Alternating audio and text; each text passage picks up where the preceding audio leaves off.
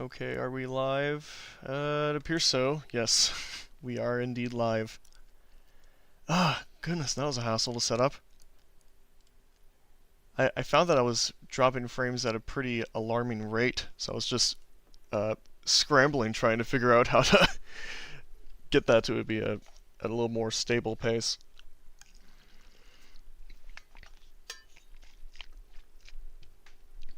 I really wish I knew what was going on exactly. But we're live now. Hi, Antimations, welcome. Hey, Raw Master, welcome. Same with you, 2-6 Comic. Welcome to this very special stream. We'll get started here in a couple minutes. Yes, I drew myself some new sprites. The other ones were getting kind of old and stinky, so I was like, okay, you know what, for the new year, let's just draw up some new ones. And they're even weirder than the last ones, so... Alright, I'll just draw up something real quick for the people coming in.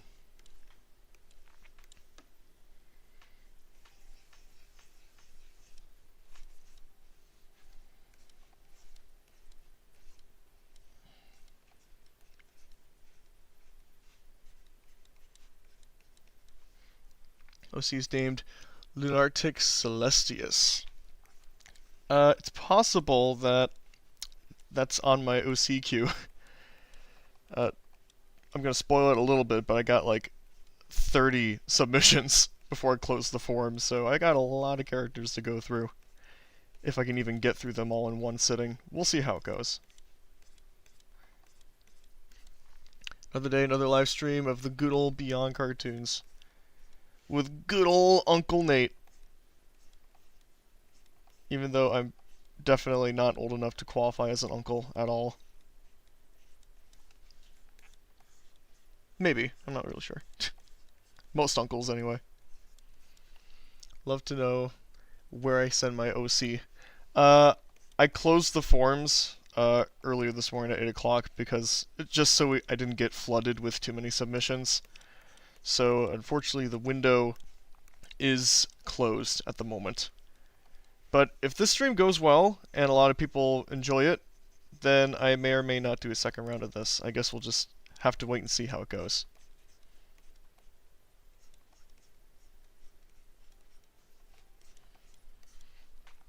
An OC from when I was a kid, but I can never draw it like how it's in my head. Fair enough.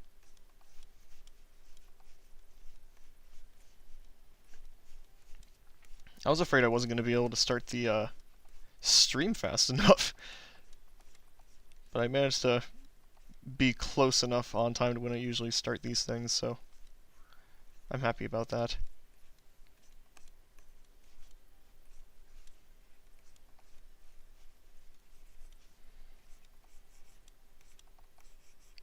Just trying something quick here.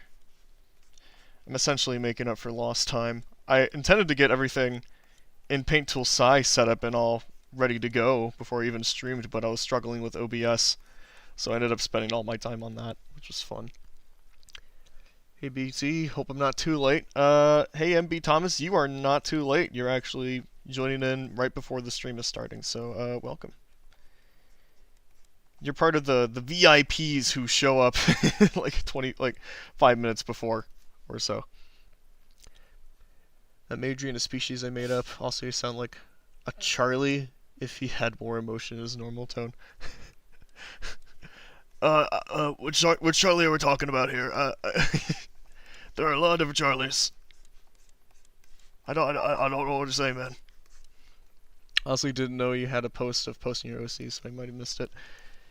Yeah, I did. The teaser, I was kind of surprised. It ended up gaining a lot of traction for no reason whatsoever from a lot of random people. It was a little odd. Submit my OCs right around the cutoff. Then you just cut it, yeah. I decided I would put a cutoff just in case a lot of people sent in stuff, which ended up being the case, so I made the right call.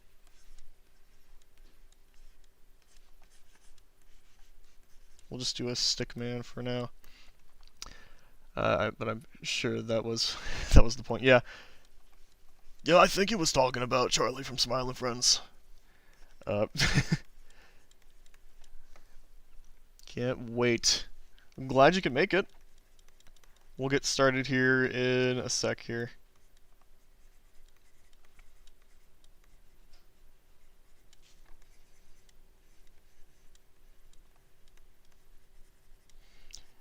Okay, there's something really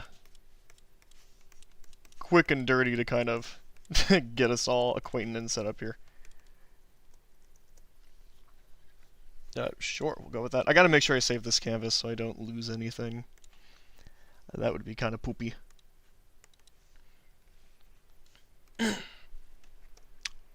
We'll name it... Sure. We'll name it that. Okay. Let me get one more drink. There's... Oh my gosh, there's 20 people! That is the biggest turnaround I've had right away. Oh, Lord. I don't know if I'm ready for this, but okay. Well, we might as well get started. Let's not delay any further. So, you have $3. Okay, sweet. Hi, folks. Welcome to this very special live stream. My name is Nathan, your usual host, and the only person who would probably dare to host stuff like this. And today, I'm doing something a little bit different from what I usually do. I'm going to be taking viewer submissions, but to put my own sort of spin on it, what we're doing here. Not my own spin, but whatever.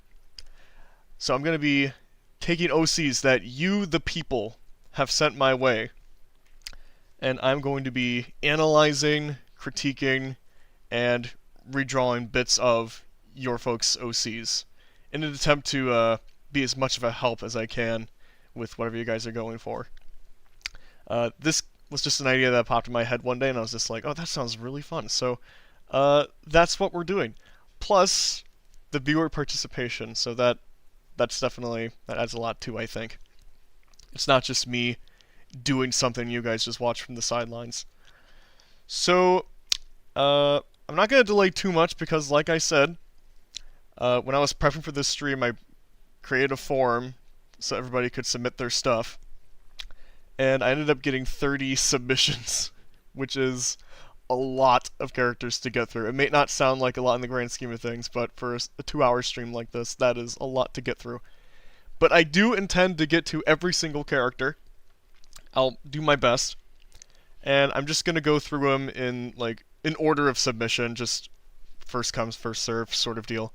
But I do intend to get to all of them, if I can. And to those who saw my teaser post about this, do not fret. This is not going to be like a rigorous masterclass, I guess, or workshop sort of deal. This is going to be a very casual sort of stream. I'm just going to be looking through all these characters and just helping out wherever I see fit. I am not... I have no intentions of being brutal at all with my critiques or my feedback at all. I'm here because I'm doing this stream because I want to be helpful to you guys. And I want to be a lending hand. I want to be like an artist-to-artist sort of deal. I want to be able to help the people out. So, that's what we're doing. So, let's just get started. We'll figure out how I'm going to do this. This is something very new.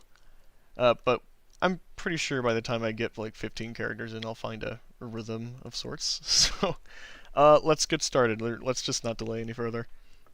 Have to go, have other stuff in mind at the moment. Hope it goes well with the OCs. See you around, Chico FNAF. You have yourself a good one. Okay, so let's get started with our very first character. 1 of 30. I saved a bunch of images ahead of time of this. And also, a fair warning for anybody who came into this stream like just now. I was kind of wrestling with OBS just a moment ago, trying to lower my frame rate. So chances are, my frames might drop. I haven't taken a look at OBS recently, but just know that we are at risk of something like that. So I'm just throwing that out there. Okay, where did my taskbar go? Okay, here we go. So let's get on to Internet doesn't want to cooperate. I have to switch to my phone. Yeah, that's fair. Okay, so here's our first character. Very big image, so let me shrink this. Excuse me. Like that. Okay, so this one was submitted. Let me get the form up. I can't remember all these names. Hello, Mario. Welcome. So this character is courtesy of Jessie Mind, and her name is Meline Summers.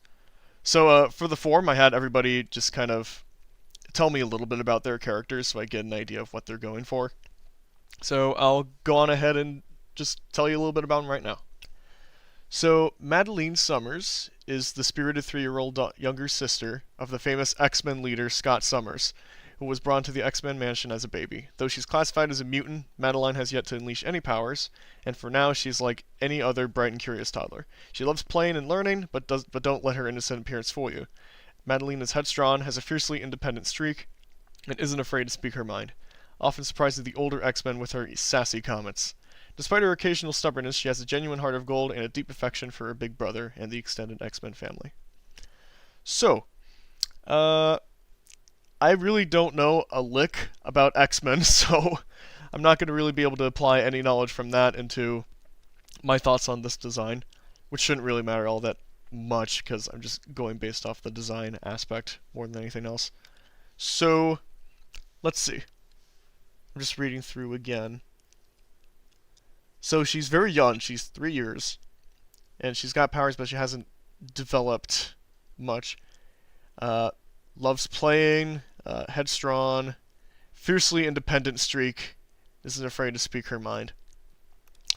So, this is a very cute design, but I must say, I can, just from her design, I would imagine with her independence and sassiness for a 3-year-old, it would be rather primitive. So by that I mean like she wouldn't throw hard roasts at anybody really. But I'm kind of looking at this and thinking, okay,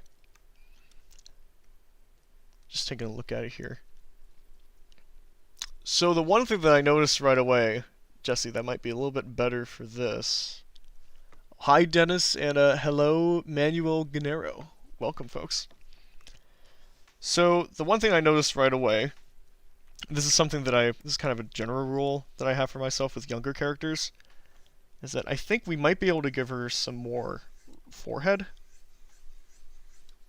Now, kids have really big noggins, so they usually have really big foreheads. They might have big eyes, which I'll add here, because that's appropriate for this character, I think. Just quickly add that in. We'll give her the big cheeks. Just like that. Yeah, that works. But leaving this, like, headroom here, this forehead area, this is kind of a very distinct feature with, like, toddlers and babies very often. Kids of that age. It also just helps make them look a little cuter. So I would probably go for something like that. And as for her hair might be okay. It's kind of messy, so I think it works out. Just kind of keeping it rough like that. And I like how you have the little like hair tufts that are just kind of flying all over the place too. That's kind of a fun idea. Do something like that. If you wanted to, in proportion with the head, you can do like a really big bow on the head. Obviously that... Let's maybe clear up the space so you can actually see it better. There's less congestion. So something like that, maybe. Feels rather good. And then for her body, I'd also make this just a little bit pudgy, because she's still very young. Now, if you wanted to, one thing that I like to do with my designs is kind of reflect their personalities in the designs themselves. So, if she is a little bit more rowdy, then what we can do, we can add some elements here. maybe like part of her wardrobe is a little bit scuffed or something. Like, I don't know, her pocket's a little bruised or whatnot. Or bruised. A little torn up. Perhaps, if we just add this here, her arm. Another thing you can do too is make her hands a little bit smaller since she's a lot younger. We're talking 3 years old. That's pretty young. Yeah, maybe you can have like her sleeves torn up a little bit. Obviously, you can get those eyebrows in there. It's just something like along those lines. So something kind of like that, you know. So I think that'd be my main thoughts for this character in particular, is just really amplifying like the cute, like chubbier aspects of her character. So that way it reflects her age a little bit more. So that means, you know, giving her that forehead that we got going on here, making her a little bit rounder and pudgier, you know, to kind of support that. And then you can find areas in her design where you can make it a little bit, you can really exemplify the rowdiness, the sassiness in her character a little bit, but still keep that sort of innocence. So yeah, that's what I would recommend for this gal right here. Okay, first one good. Maybe if she was 5 years old. Yeah, maybe. It's currently 5:38 a.m. Yes, I set an alarm before school just for this. That's impressive. That's definitely a very different time zone from where I'm at. That's why I always include the time zones, because, you know, with the internet, there's really no such thing as like a single time zone. Alright, I'm just gonna organize all this stuff in folders so it's easier to sort through later. Okay, so next character here. What do we got next? Just kind of sorting through. This looks great already. Thank you. The character is already very cute, so most of my feedback for these characters is just going to be more along the lines of like, okay, how can we like refine this and take this further? Because I like a lot of these designs that have been sent in here. Hello, I'm here now. Hello, Pierre and Andre. Welcome. And yeah, I saw that Pierre was submitted in, so we'll get to that character here. Okay, so next guy comes courtesy of us from Cartoonz on YouTube. Let me go find this here. Okay, copy that. All right. Right here. What is all that stuff going on? This was just a plain PNG. I don't know what's going on with this right now. So this right here, let me read a little bit of the character info for you. This is Suko. He's 11. Emotional center, awkward confidence, old enough to lead, young enough to doubt himself. Reads as late elementary, early middle school. The quiet kid who's still figuring it out. Okay, so he seems fairly mature for his age, but he's also quite reserved and whatnot. Now, I already really like this design as is. It's got, you know, a good silhouette to it, and I think stuff like the proportions and the outfit choice are really good. Long Island, New York here. Yeah. Oh, if you're from Australia, yeah, that would do it alright. Hey, Davids, welcome to the stream. Okay, so I'm trying to think. Because when I look at this character, from the hair, I'm mainly looking at that hair. It's really cool hair, but I do wonder if it's something that, like, we can tone down a little bit to better fit his more anxious personality, maybe. So if we get a circle head in here, let's just get his head in. I like these dot eyes, by the way. They're very fun.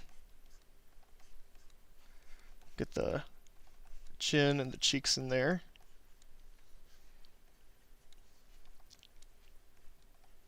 And I'm kind of channeling an expression that's really that exemplifies like what he's kind of all about and stuff.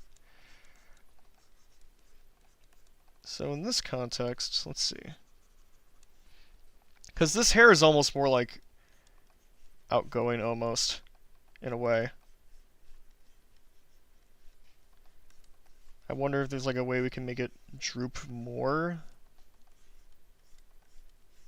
Like this. So just a very slight thing. Just kind of changing the hair up a little bit so it matches the personality a little bit more. So it's not nearly as ecstatic. One thing you could do too, if Suko's here, is that you can have almost the hair kind of change depending on his emotion a little bit. So it can, the hair almost acts like a character in and of itself. So the hair can be a little bit more spiky like this when he's more enthusiastic, let's say. So they kind of shoot upwards. So kind of like that. And then when he's maybe more down or droopy or whatnot, his hair can kind of go down. So that's kind of more like he's sad or something. Or if you really want to get funky, you could just distort the hair a little bit to kind of indicate that he's a little bit more frightened or something. Kind of like that. So something along those lines. Otherwise, I think the wardrobe is pretty dang good here. Like, I think it fits his personality very well. Having that sweater, I'm just going to shrink this here so I can work on that a little bit. And his skinny demeanor is very good. This design is very appropriate for, like, his sort of age. I mean, honestly, you might even be able to make that, like, collar even bigger if you wanted to. Like, even more poofy. Something like this, or whatnot. Really amplify that vest. And again, you can kind of have all the details kind of face a little bit more downwards if you want to kind of exemplify his attitude a bit better. And whatnot. Other than that, I think that this design is in a pretty good place.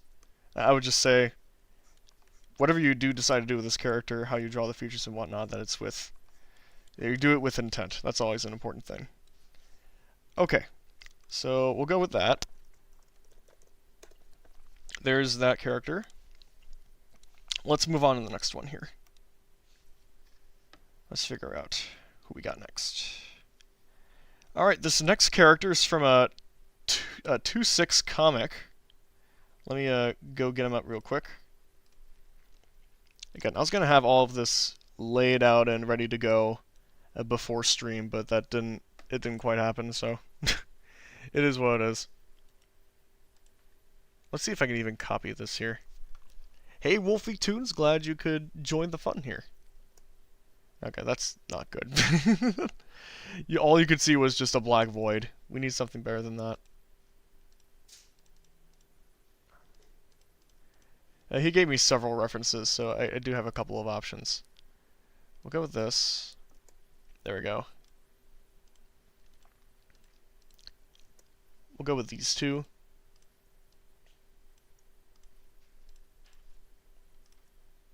So here's this scrungly little guy. So this is Jerry. He's an alien from outer space. He's a scientist, but some of his inventions don't work. He has a friend named Bob. He is a blob. We love blobs around here. I sure do. Okay. So a really fun, simple design. You know, it's already appealing as is, I would say, for the simplicity of it. The one thing that I would do, though, if he's a scientist, is just more so, like, find ways to kind of make that obvious to the viewer. Because when you look at him, looking at this design, he could be, like, his occupation could be anything, really. Like, you can see a kind of distinct personality, but when it comes to his line of work, you really can't infer that from just looking at him. So I would say something like, if you took him, I'll just go with this simple design. If you maybe gave him something like, gotta love a good blob character, exactly. So if you gave him something like a lab coat almost, like, let's see, if we do something like this, I would give him like a lab coat. And then you can maybe have his arms in the pockets or whatnot of it. Doesn't have to be like too extreme, but something like that. It's like a white sort of lab coat. And if you want to, just for fun, I guess, you can have like a goggles or something. I don't know. That might be kind of fun. I would probably go with goggles over glasses, because it really, I think this does a better job of kind of exemplifying like what he could do. So something like this. So like, you don't have to really change the design itself. I would just kind of give him a costume or some sort of wardrobe that would really help sell to the viewer, hey, this guy is a scientist. He does science things for a living. So something like even that simple is probably all you would need. Because again, for the style that you're going for, like, the simplicity I think is great. The design reads very quickly.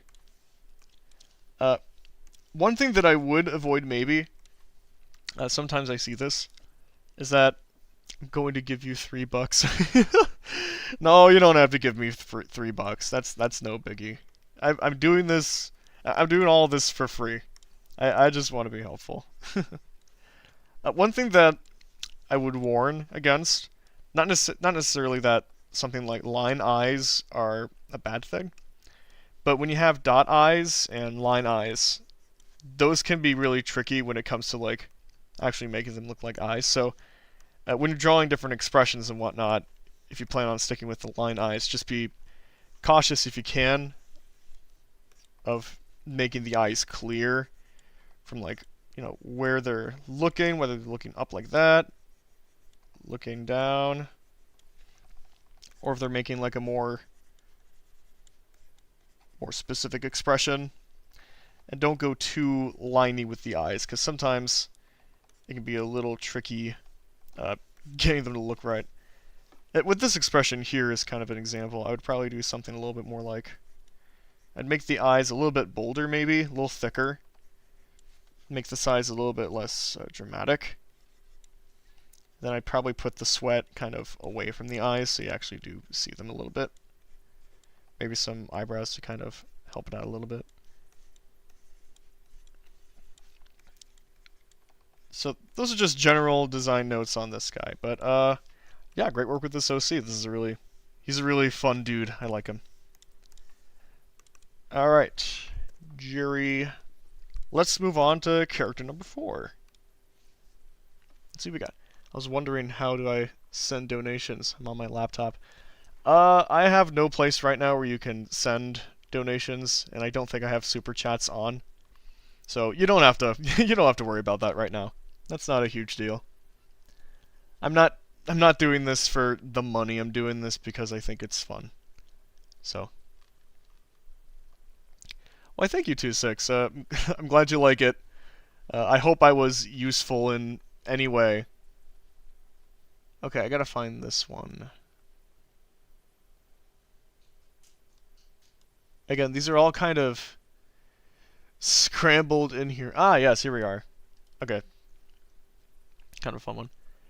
I didn't even see the other eye in the second ref. I thought he was in the profile. Yeah, I think that was supposed to be a second eye. Yeah, this is why I generally design characters with, you know, actual irises, because from experience, trying to draw characters with dot and line eyes, as cool as it can look, as cool as it can be, it can cause some problems sometimes when I'm trying to problem solve here. Okay, so here's a really great one. So this character comes way from us, comes way of the almighty Milady. Her name is Arma. She's a little girl with a very strong chaotic energy that she unleashes by running around super fast and destroying stuff. The whole city despises her because she is a true menace to everyday peace. So, yes, we got a literal menace to society, a literal delinquent right here. Now, one thing I love about the reference that they sent me was the fact that this model sheet here is very detailed. It has really specific notes here, like mitten hands or shark teeth, horn-shaped pigtails. They have the same shape from every direction. It's almost kind of like Mickey Mouse in that way. So this person's already got a lot of great specifics for their design, and that's always something that's really good to keep up, is like design consistency. Speaking from somebody who is not the best at it. So I'm looking at this right now. The design itself is already in a very nice spot, I think. Like, the proportions are really nice. That silhouette with that hair is just awesome. It's really nice. I do notice one thing that I am curious about, and that's with this hair. Not necessarily like the shape of it with the silhouette, because I think that looks really cool. Really fits. But it's more so like pertain to like how the hair attaches to the head itself.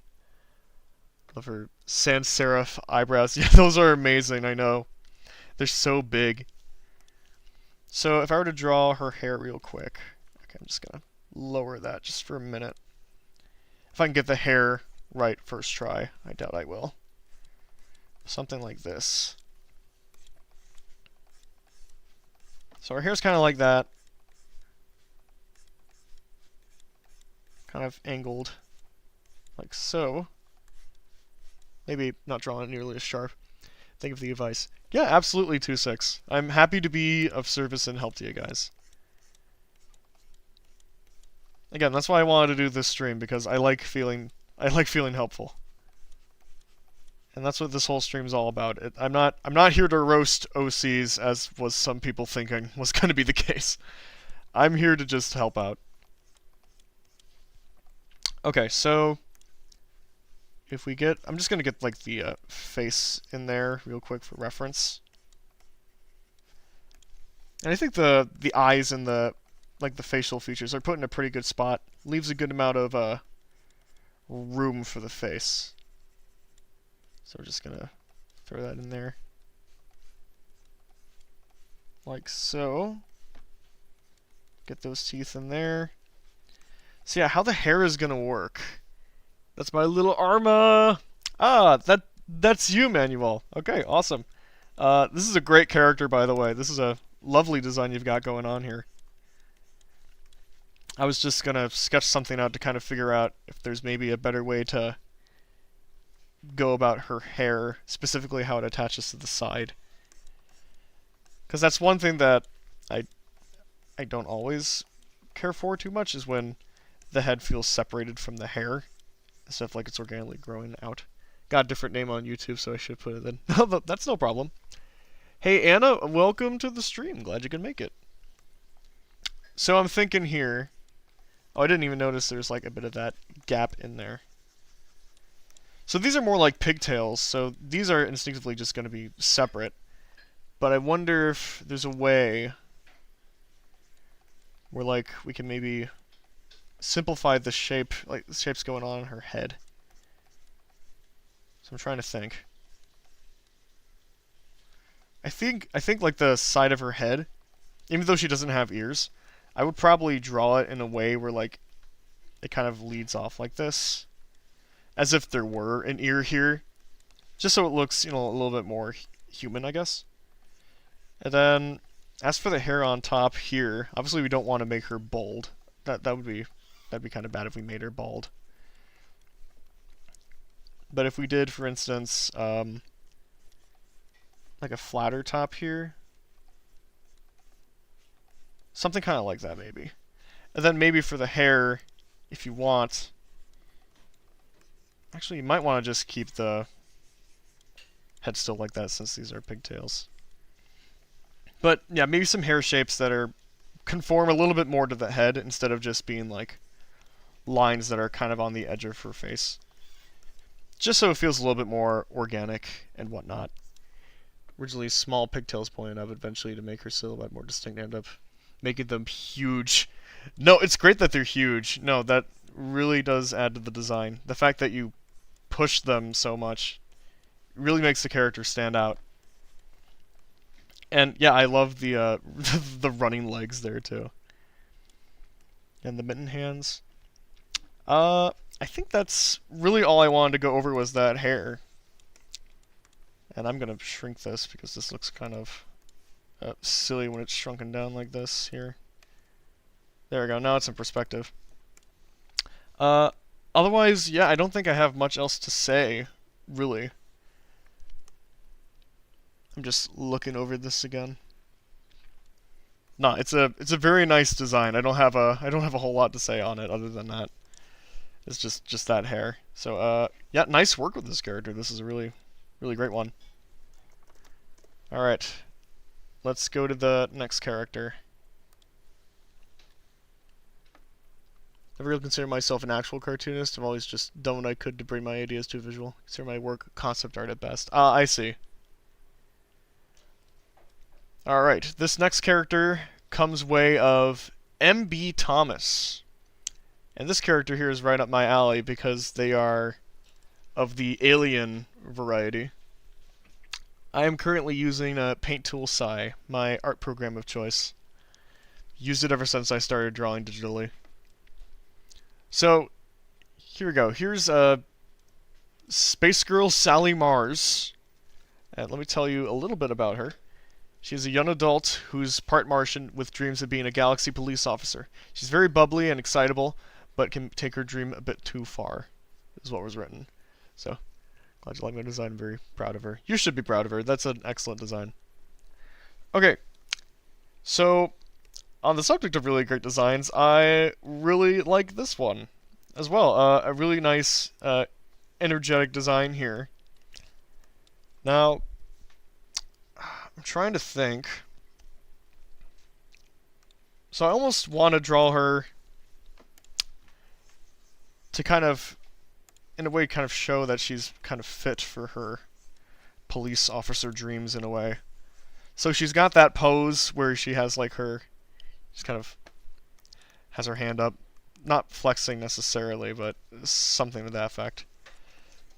So I'm thinking if we add some like more muscle there maybe, like she can still be very like kind of skinny, but if we can amplify like the musculature in her hands maybe to kind of really show her enthusiasm. So for instance, we got the shoulder blade there, then we can get the bicep in there or whatever. It's been a hot second since I've really practiced drawing arms, so bear with me, folks. Then we did something like this. You can even define like the shoulder if you want to. Of course, this is one of those like balancing act type deals where like you don't want to overdo it, otherwise it's just gonna look kind of gross. Sorry, but you sent me a solution so late. Oh, what do you mean? Okay. So if we get her arm like this, didn't get to join next time, I guess. Please just do the link well next time. Sorry the link didn't work immediately. Apologies for that. Again, if this does go well, if people end up really liking it, then I'll probably do another round of it. But yeah, stuff wasn't working immediately, so I do apologize. Maybe I cut it off a little too early. I don't know. This is very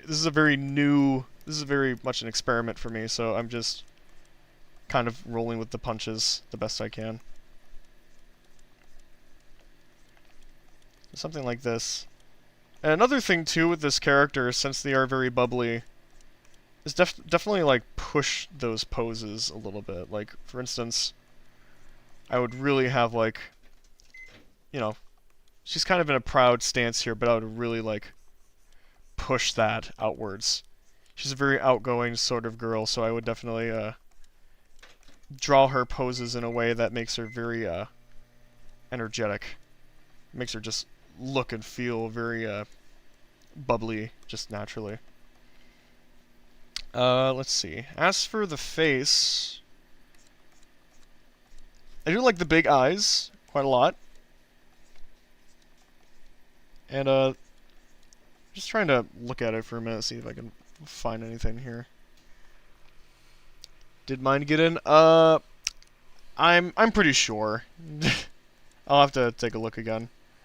I closed the forums today at 8 in the morning, so if you submitted your character before then you should be just fine. You should be in the queue. I don't know. I think that might be my main comment with this one, is just maybe mess with the musculature and really amp up the poses, basically. Because you got the expressions down already, and that face, it's a really good face design. A lot of great energy in that. It's one that I'm butchering up pretty bad. If you want to, you could maybe even make the hair a little bit more sway too. Maybe give it like a stronger sort of shape for silhouette purposes. And I would probably even have the hair go over the ears, maybe. Because otherwise it does cut off in kind of an odd way. So, something like that, maybe. Yeah, something like this. The hair is just a little bit more exaggerated like that. That might help too. That's probably all I'd have to say for this one, though. So, nice work, Thomas, with this design. It's very good. Okay, let's get the next character up. Alright, gone through 5. I'm 1/6 of the way there. Are you ever going to make a Discord server? I've thought about making a Discord server. I just got to do it. And also, I'd have to figure out what I would even want to do with it. Like, what I would even use a Discord server for. And I'm not really sure if I want it to be like a public server either, because like that's the last thing I want to do is to be a moderator, you know? I guess I'll think it over. Your style's so awesome. Thank you. I appreciate the nice comment. Hey, Yemen, welcome. Are you ever going to make a... I just answered that, yeah. Okay, next character. The ugly black background that always happens when I export a PNG. That's okay. So, this character comes way of a dude named Harry Handprints. Her name is Holty. She is the mayor of a mystical place called Toytopia, whose stories are told by a group of children.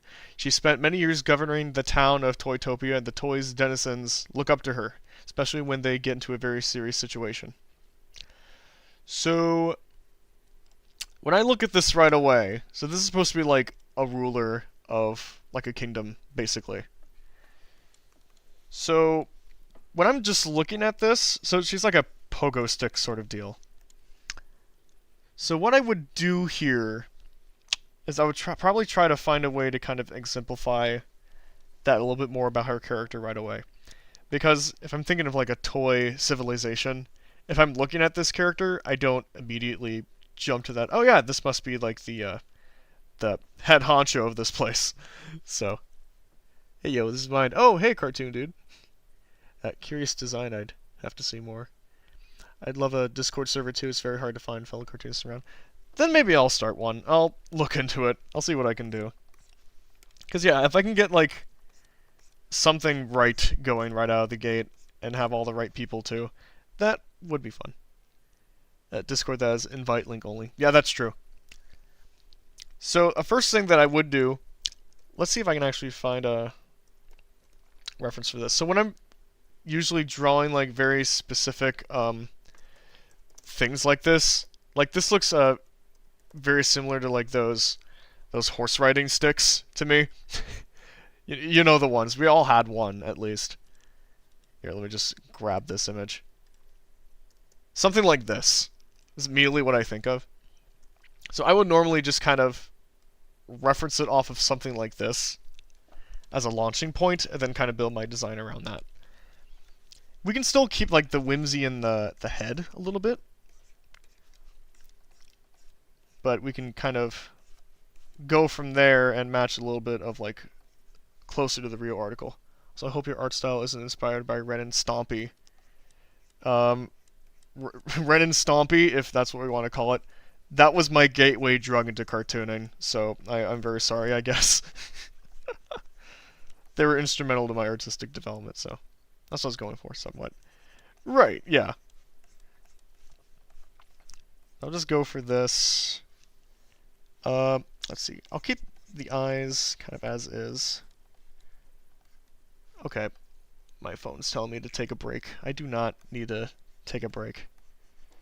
So what I would do also is in the design, like with how I draw the character, kind of implement a little bit of the personality into the way I draw them. So for instance, if this is like a ruler character, I'd probably have them have a more like contemplative face in a way. So something kind of like this, even though they're slightly cross-eyed. And if I wanted to give them like, let's see, I'm just kind of thinking right now. With the hair, I would almost want to make that a little bit more starting closer to the top, like a horse. So something like that, and then it can kind of flow into something more like this, like that. And if you really want to sell the idea, if you want to just have like a cheap fix here, you could do like a crown or something like that. That's the easiest way to do it. It might that might not fit for what you're going for. But if I was designing a character like this, I would probably go this route. Hey dude, how's it going? We're doing pretty good, Hugsy Goob. Thank you for asking. And then I can maybe do the body a little bit more like a singular shape. But this is more like a pogo stick even. Let's get a pogo stick up. Pogo stick. Because I think that's how you described it in the character description, was that this character is more like a mix between that and a pogo stick. So let's go with that. Like that. So I would probably then, could probably keep this same sort of dimension going on. So just to kind of sell the look, I would probably just look at an actual pogo stick, just kind of mimic that a little bit in how I go about drawing it. So I'll extend that further, or I'll bring this up actually. Something like that maybe.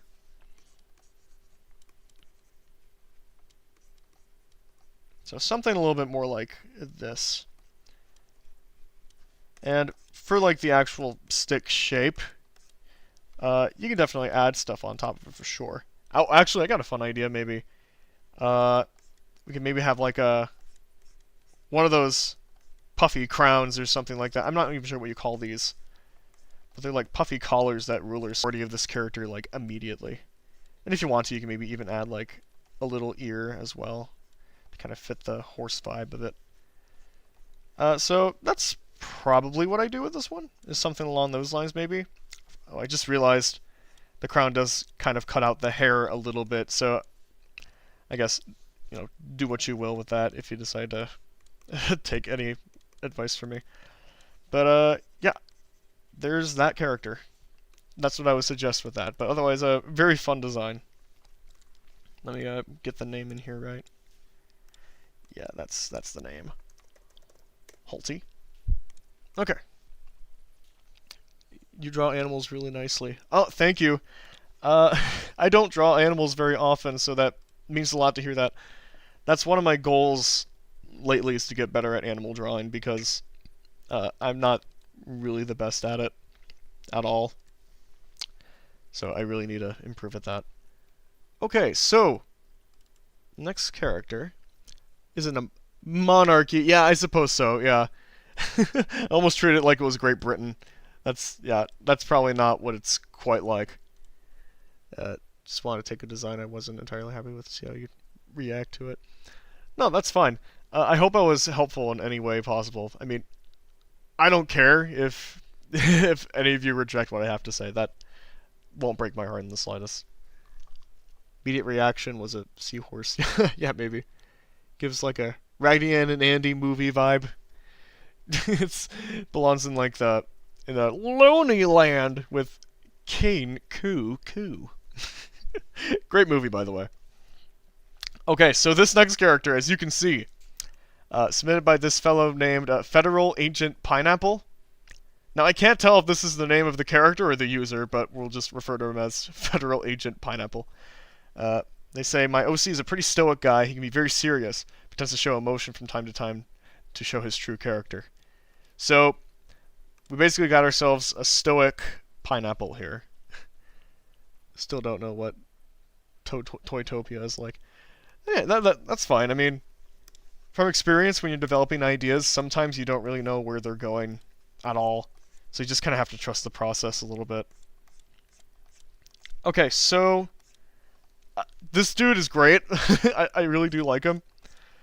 But if I wanted to exemplify his more stoic personality, maybe, I would probably make him a little bit beefier, honestly. As if he's like one of those guys that like you wouldn't necessarily want to talk with if you saw him immediately. He's not like a menacing premise, or what am I saying? He doesn't have like a menacing presence, but he's still like one of those guys that like if you look at, you'd probably be more like inclined to just kind of walk on. Like, okay, he's minding his own business right now. So one thing I might try to do is give a little bit more space on his head. Just kind of differentiate where his eyes and his mouth are a little bit. So something like this. I'd probably elongate his head a little bit more so it's more pineapple-ish, perhaps. And then I'd probably spike out his tuft at the top a little bit more. Something like that, yeah.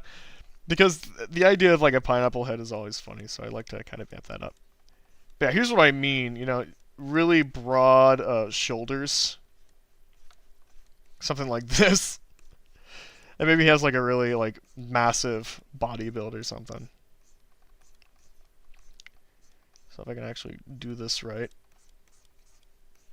So he's got like a really big shoulders. He's kind of beefy. He's more square in the body department, honestly. Like he's just wider set. Like I can imagine this is the sort of dude that like he's you just see him walking down. He's like almost like not to the extent of Kingpin, but maybe even. But yeah, otherwise at the same time it makes like a kind of a nice shape.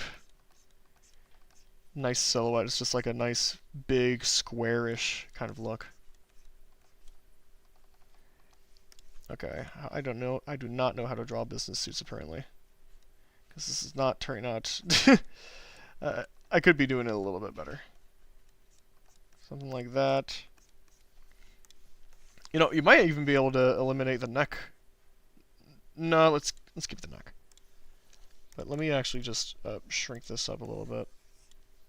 Let me get this on another layer. So if we grow him up a little bit more, you can even extend it even more, so he's even broader. So that way,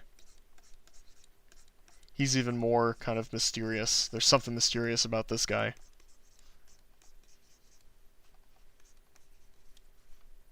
So that's what I would do. And as far as posing and expressions are concerned, if he's more of a stoic character, I probably wouldn't go too crazy with the poses or the expressions, really. I'd keep them kind of toned down. Like, this can be his face most of the time, is right here, just that kind of face. But if he's expressing like something deeper, maybe, I don't know, let's see.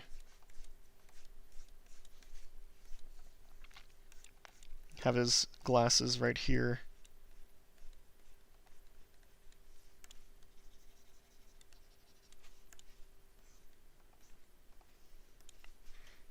You might be able to like add eyebrows whenever necessary. Something kind of like this. Maybe add some like definition there if you want to. So, you know, everything about his design, well, except his broadness, is very subtle. He walks around almost like a moving statue or something. And I can imagine down here he'd be holding like a briefcase too, I don't know. So, that's what I probably would do for our pineapple guy here. Gotta catch up with chat here. I don't think I caught up entirely. Can I request you to do my profile picture? Maybe another time. I mean, that's something I could probably do very quickly, but maybe not during stream, no. Okay, there we go. There's Federal Ancient Pineapple. Alright, next character. It's already 151. I'm scared. Okay, this guy comes to us by way of the Toon Maroon. And I'm going to get an image of him right now.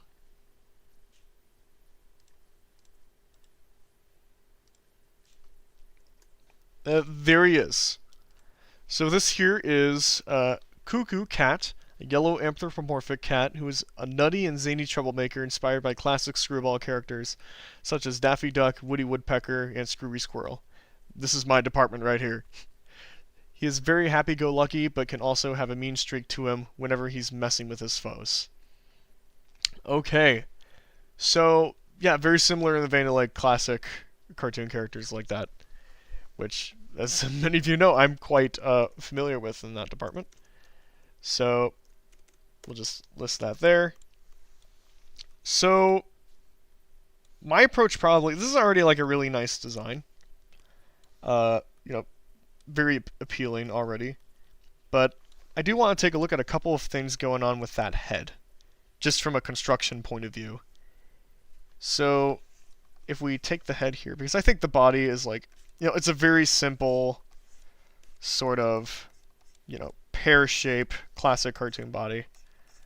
So there's not really a lot to comment on that. Love this dude a lot. Yeah, he's really cool. I like him. He's nice and simple.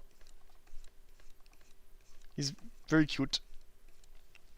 I'll just quickly draw up his body here, just so we have some sort of groundwork for him.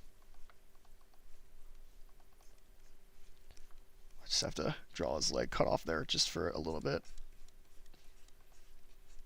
I'll just do like a classic sort of like 40s, 50s cartoon pose here.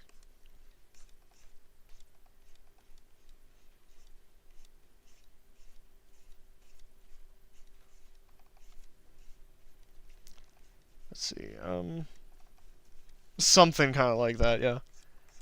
Okay, so I do really like the big eyes. I really do. One thing I notice with just the way that they're drawn on here is that they looks like they're creating quite a lot of breaks in the head structure, which can cause some problems with like definition and whatnot and clarity. So in this particular instance, what I would do, I would definitely keep the big eyes because they're very nice. You can almost make him like kind of a Felix the Cat-y in a way. He's got really big eyes. So something like that.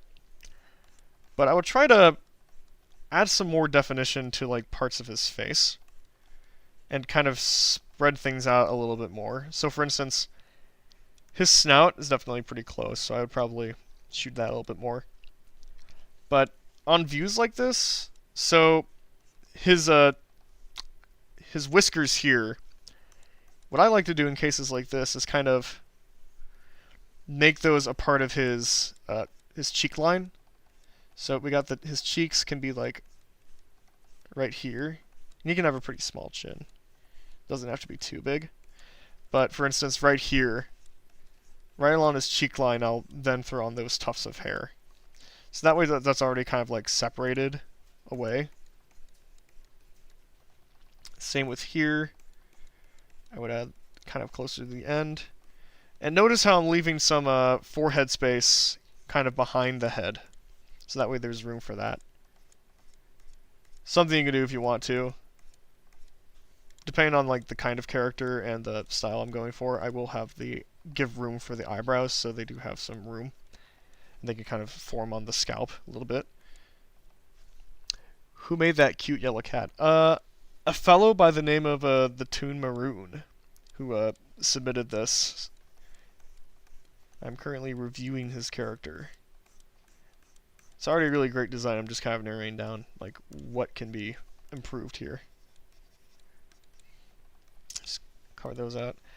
And then make sure with his forehead that you have a decent amount of room for his hair tufts.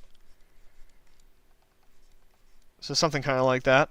Because otherwise, they kind of clip in with the eyes a lot, and sometimes the ears too. And that can cause some problems. And then the ears, yeah, we can do something like that. I think the ears are fine. So this might be a little better to show if I was doing like a front view here. So let's just whip one out real quick. So this is the face right here. We'll have those big eyes in. Really nice and big. Just like that. So in this case, I'm going to kind of copy off this. So his eyes are still big, of course, because that's kind of important to his design. So I'll keep it like this. Get that mouth in there. So instead of like I said before, having his floofs come out like directly from the head, I'll draw the cheeks in.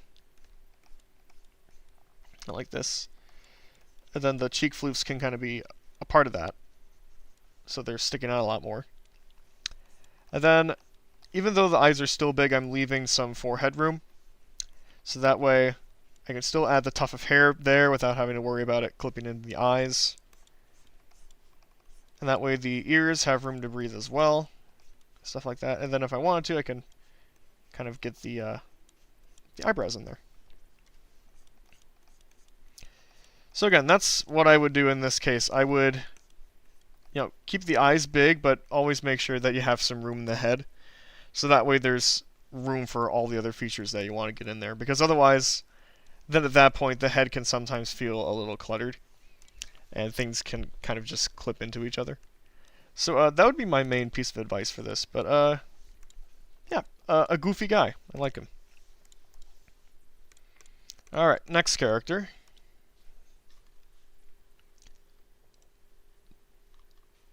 Okay. Ruinin Rudy is this next person. Let me pull up their character here. How expressive your OC is. Thank you. Well, the character I was drawing just now isn't my OC. It's Toon Maroon's, but yeah, even his original drawing is really nice. Afternoon, I'm ready to see my OCs. Welcome, Vince. Glad you can make it. I'm going to try to speed up here a little bit. I've only done 8. I'm intending to do all of these if I can in like a single block, but I've already been going a little slow, so I'm going to try to pick up the pace a little bit. So, this character right here came as a really nice little surprise. I'll read a little bit about him. So, this is Earl, a male alien fauna with a form quite similar to the planet Earth's ostrich with a few genetic twists. Serves like a domesticated horse, a mountable animal and load carrier, with his speed measured 3 times as fast as an average human. His antlers serve as both wings and hands, making it somehow capable for him to even fly a few meters above in a short amount of time. He's sweet but clingy and naive, especially when he is around Quincy. He himself is clearly not impressed with it, as you can tell from the shown image. So yeah, somebody made an OC of my alien characters, which is just the coolest thing ever, honestly. And I'm not going to try to let my bias get in the way of how I feel about this guy, but this is already a very, very solid design. I'm just trying to think how exactly I would go about this. So obviously, as the author of Extraterrestrial Escapades, I wonder if there's ways where it can better kind of fit the design aesthetics of my series. So I'm just kind of drawing this out right now. I mean, I think the neck itself, that's got a really... This design has a very nice rhythm to it. It's very nice and flowy. So it creates a lot of visual interest, for sure. I guess the one thing, my one concern really, because the head shape is really well done. It's very solid. Would just be like the body shape, I think. And how that would be defined. Because if you got the head here, we'll just put it like that. Which is a very, like I said, a really solid head shape. Got some nice form to it. We'll get the, just throw the antlers up here. Love the long neck. Yeah, this character is amazing. I'm gonna have to hunt down this person and just be like, dude, this is great.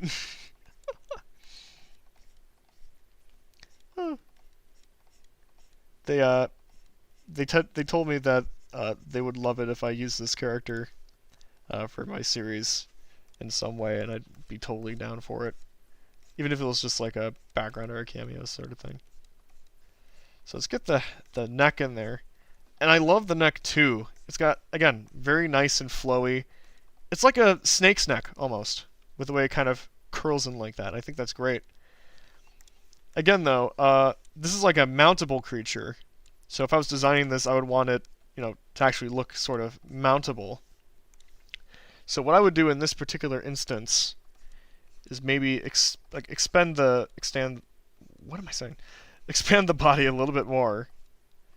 So just slightly more, kind of like this. I'd still give it a build like that, similar to an ostrich.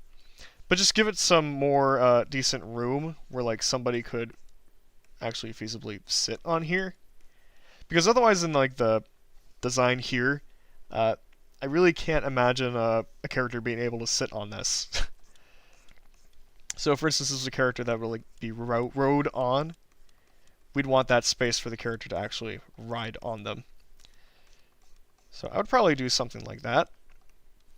And then I won't go into this too much because I'm just focusing on like the designs mainly. But part of me would be curious to see and experiment with the colors to see if I can go with something a little bit more saturated maybe. Just so it can fit with the other characters more. But it might just be perfectly fine that way, honestly. I'm not really sure. So yeah, just having the... Just gonna card that in quick. So having the actual space to ride the person. Or to ride the creature, I should say. I'm getting my words mixed up a lot today. It's like my speech right now is like soup. It's like alphabet soup right now. But yeah, that's what I would recommend for Earl. That's about it though. This is a wonderful design. So great work with whoever did this one. Love the long neck. Long necks are great. I have a particular bias towards long-necked things. That's why giraffes are my favorite animals ever. And ostriches were ostriches were my favorite bird growing up. Can I request for you to draw my green dragon OC? She got 4 wings and lantern and slim horns. That sounds rather interesting. Unfortunately, for the purpose of this stream, I'm just focusing on drawing all of the characters that were submitted over my form for this particular stream, which slots have been full.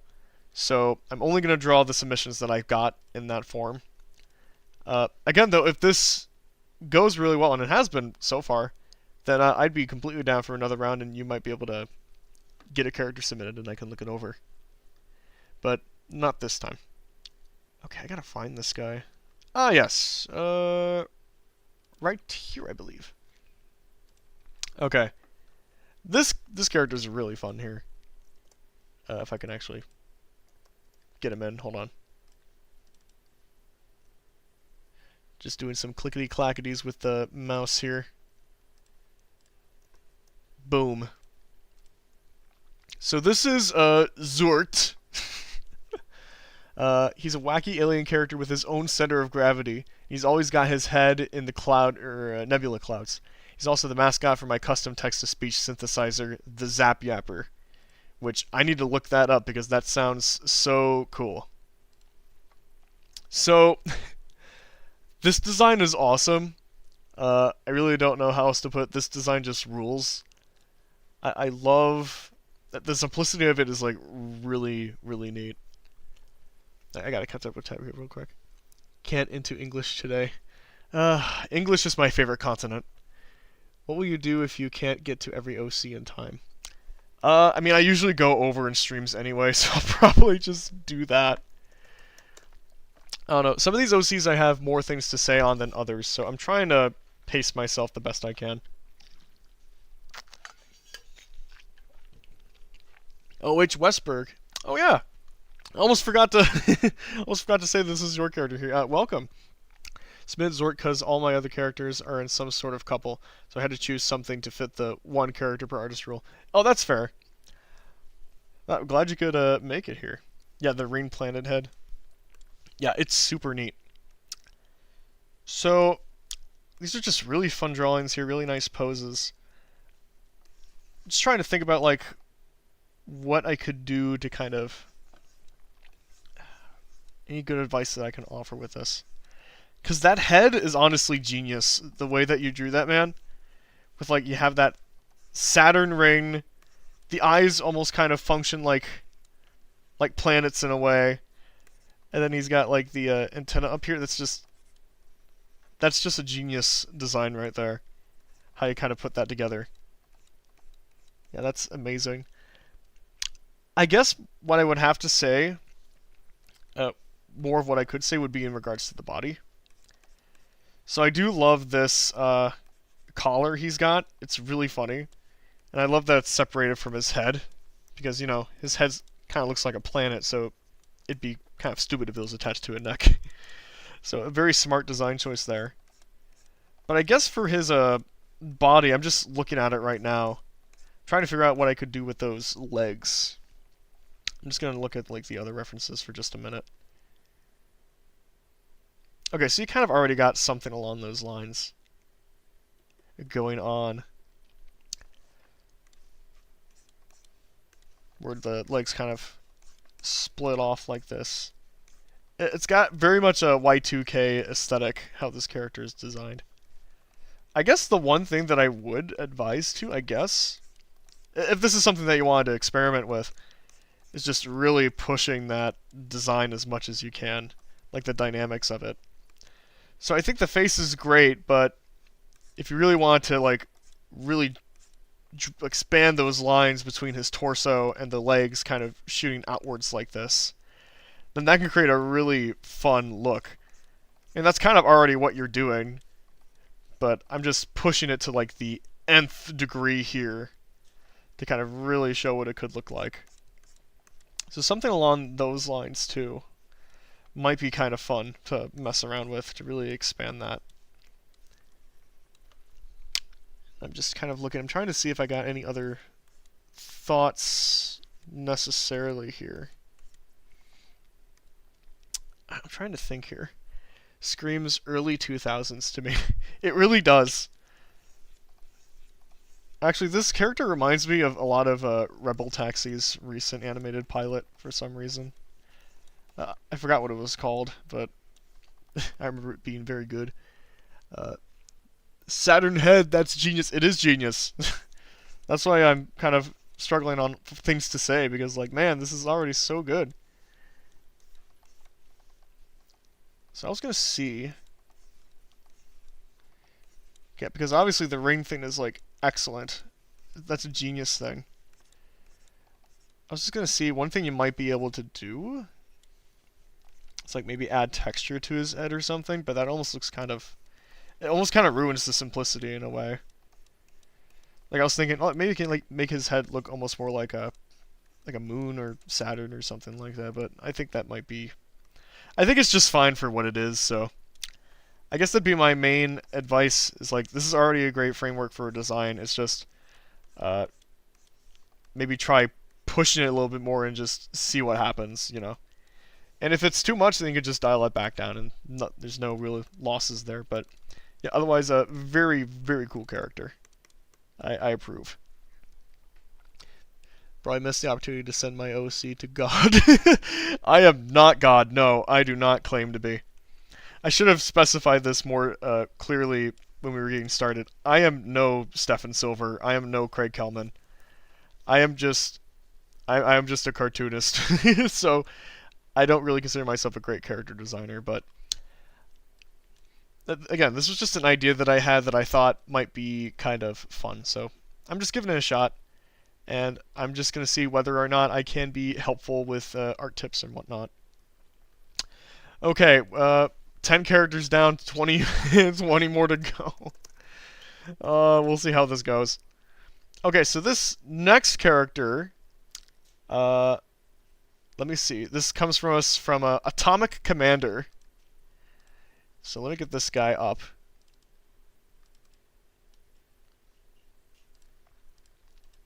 I'm gonna copy you, paste you in. Okay, ladies and gentlemen, may I introduce you to Dennis the Weasel. let's read up about him a little bit. He's an anthropomorphic weasel who lives in a natural national park located in the Caribbean.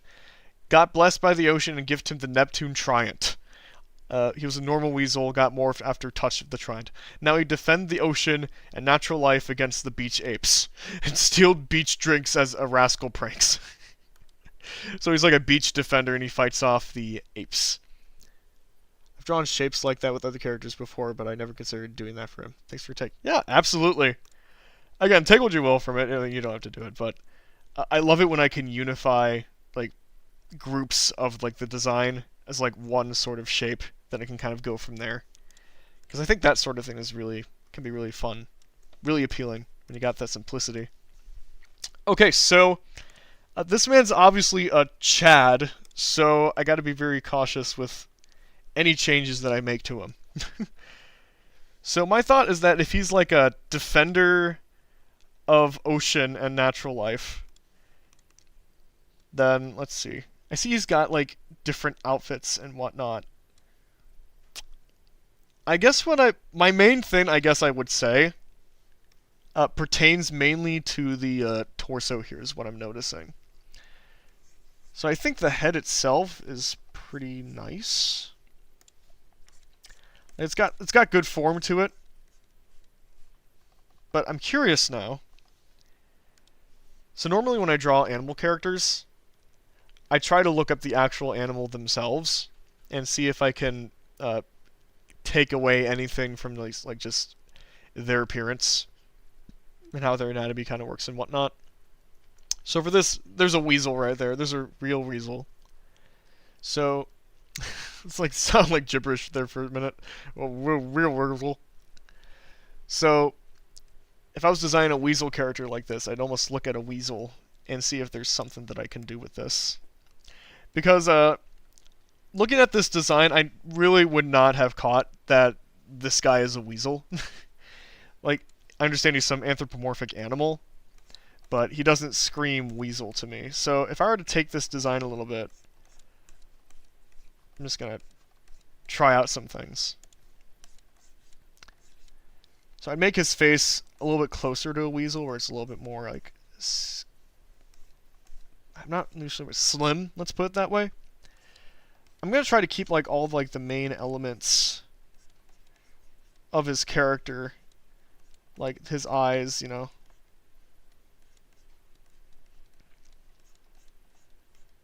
But just taking those elements and stretching them a little bit so they look a little bit more weasel-like. So something like this, where I've kind of extended the snout a little bit, and again, like I said, I kind of changed the head shape a little bit so it more closely resembles the subject that it's supposed to be.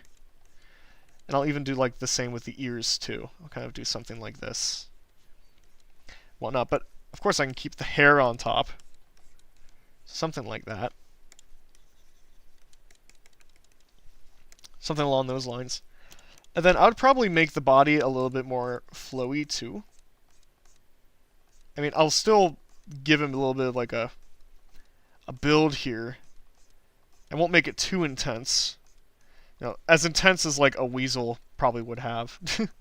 You know, I want to keep as much of that like weasel anatomy as I can to really push the look. So I'm just gonna get this on its own layer actually. Hold on. There we go. That's what I tried to do at the first time. I'm gonna shrink him a little bit because I need room for his body. I gotta finish that up. So something like this.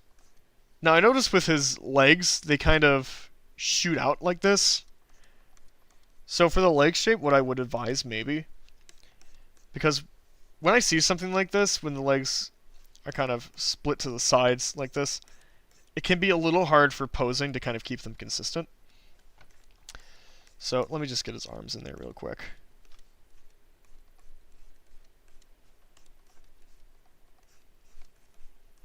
Okay.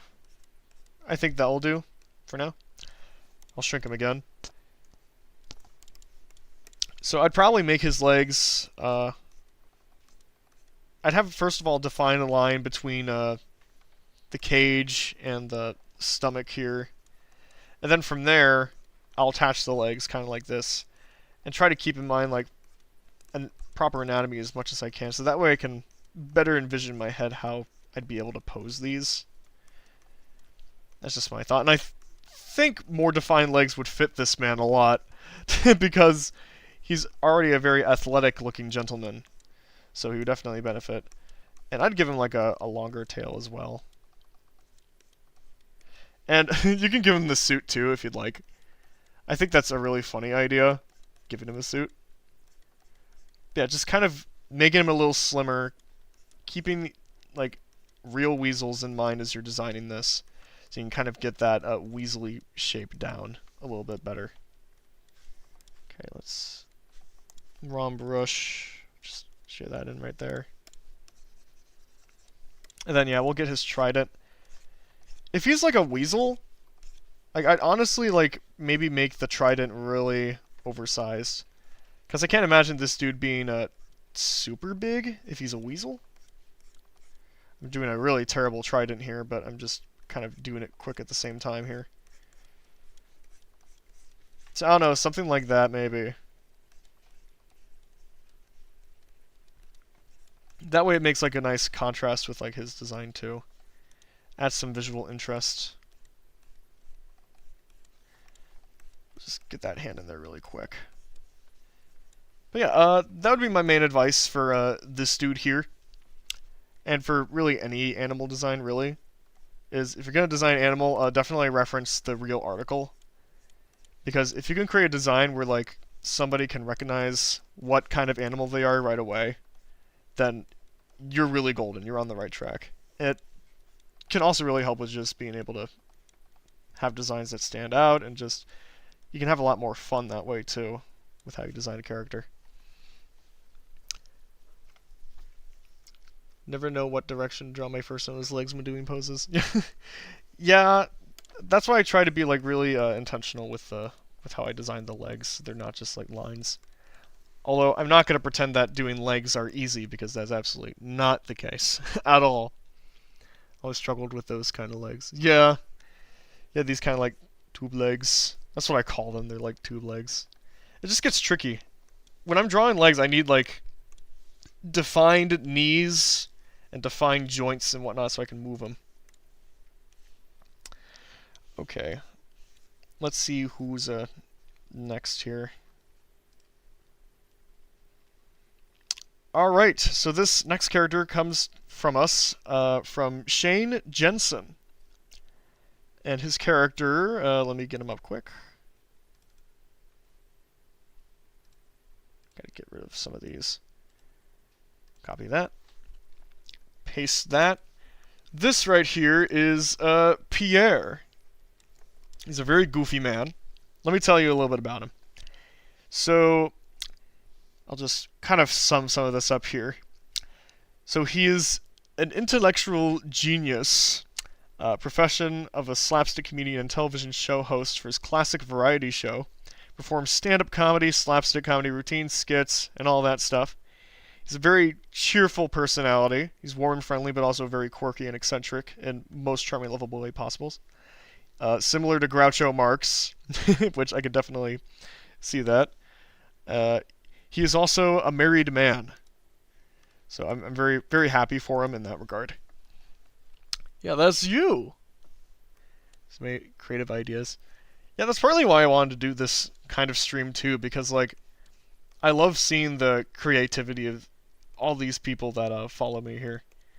And just different artists in general. Everybody has like their own way of doing things, and it's just cool to see. And it's always such a cool thing when like artists can help out each other as well in that regard. It's team effort all around. So this guy, I really do like this guy. He's very great. There are a couple things that I might consider. So let me just get some basic construction down. So I'm gonna get his head in there.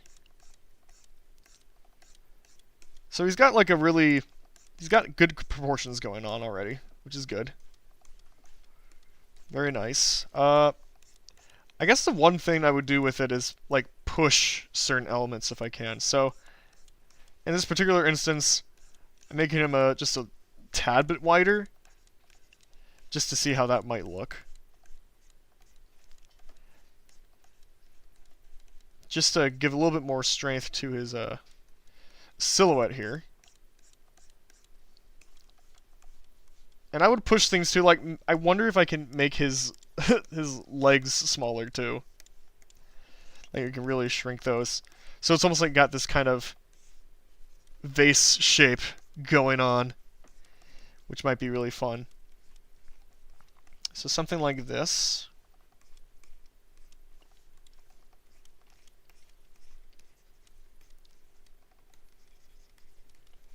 Get the pants in there.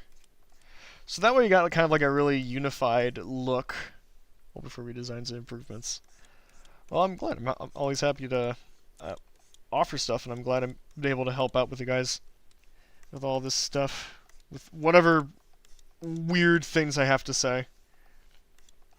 And then the shoulders, maybe. I guess I wasn't really even thinking about the shoulders. I'm just trying to think about what to do with like these arms. We'll just settle for that for now. His cane here, I noticed, was very small. So I'm wondering if we should maybe kind of raise that up a little bit, because otherwise that's kind of a low distance for anybody to reach, really, for a cane when it's so short like this. So even if it was something kind of like that, even though that's pretty short, something like that might be kind of funny.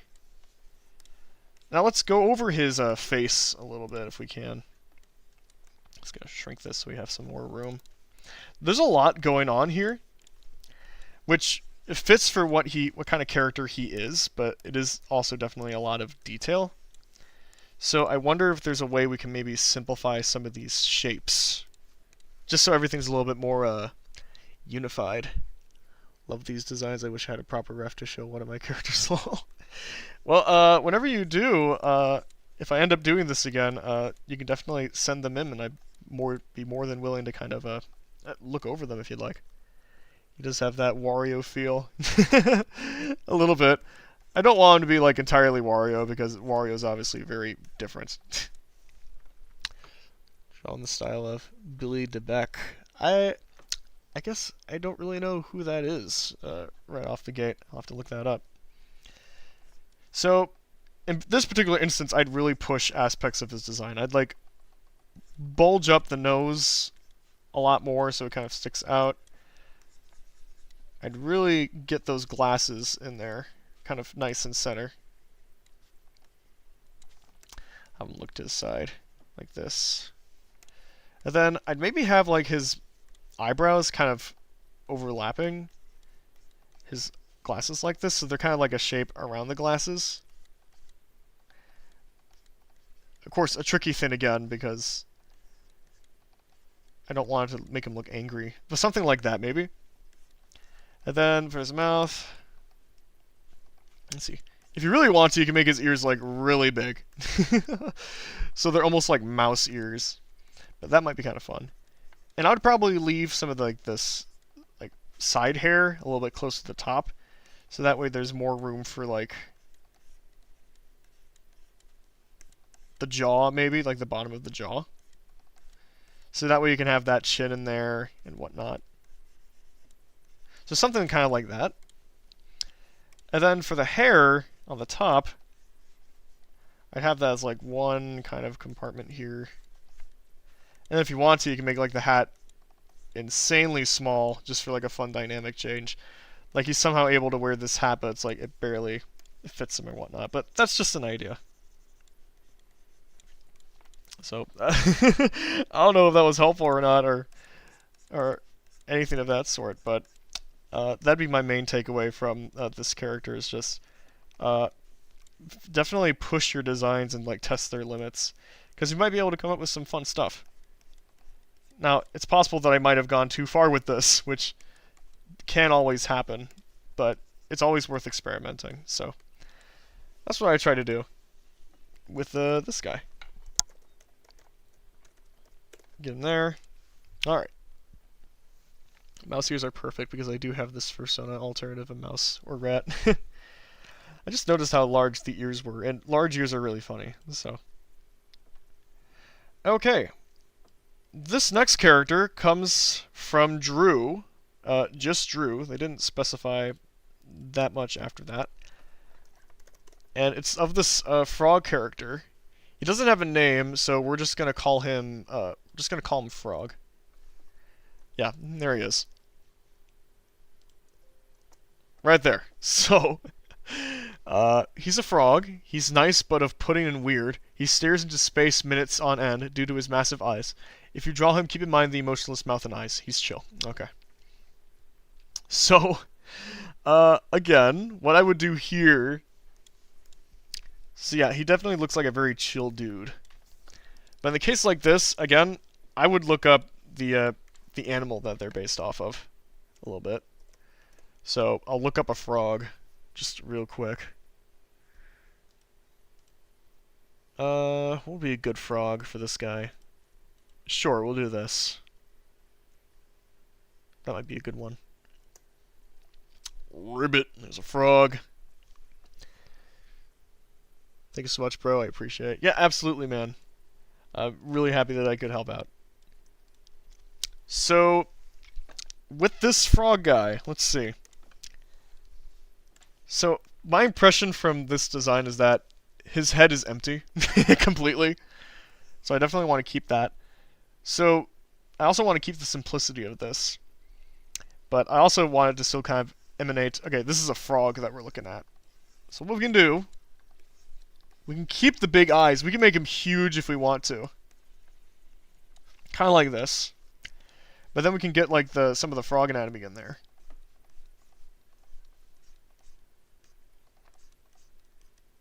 Well, hold on.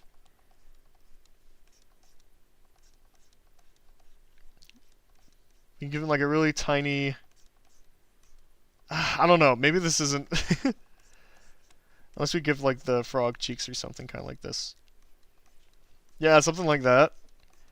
And then we can keep the body like really, really small.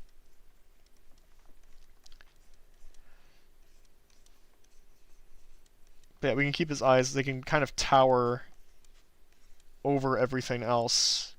And just still kind of like shoot in whatever random directions. But we can also get that frog anatomy in there to kind of sell that this is just a frog. Now, frogs in and of themselves, like, are creatures that, you know, I mean, they obviously do things, but, like, they stay still a lot. So if I can kind of capture that feeling just by looking at an actual frog. And then we can kind of do something like this.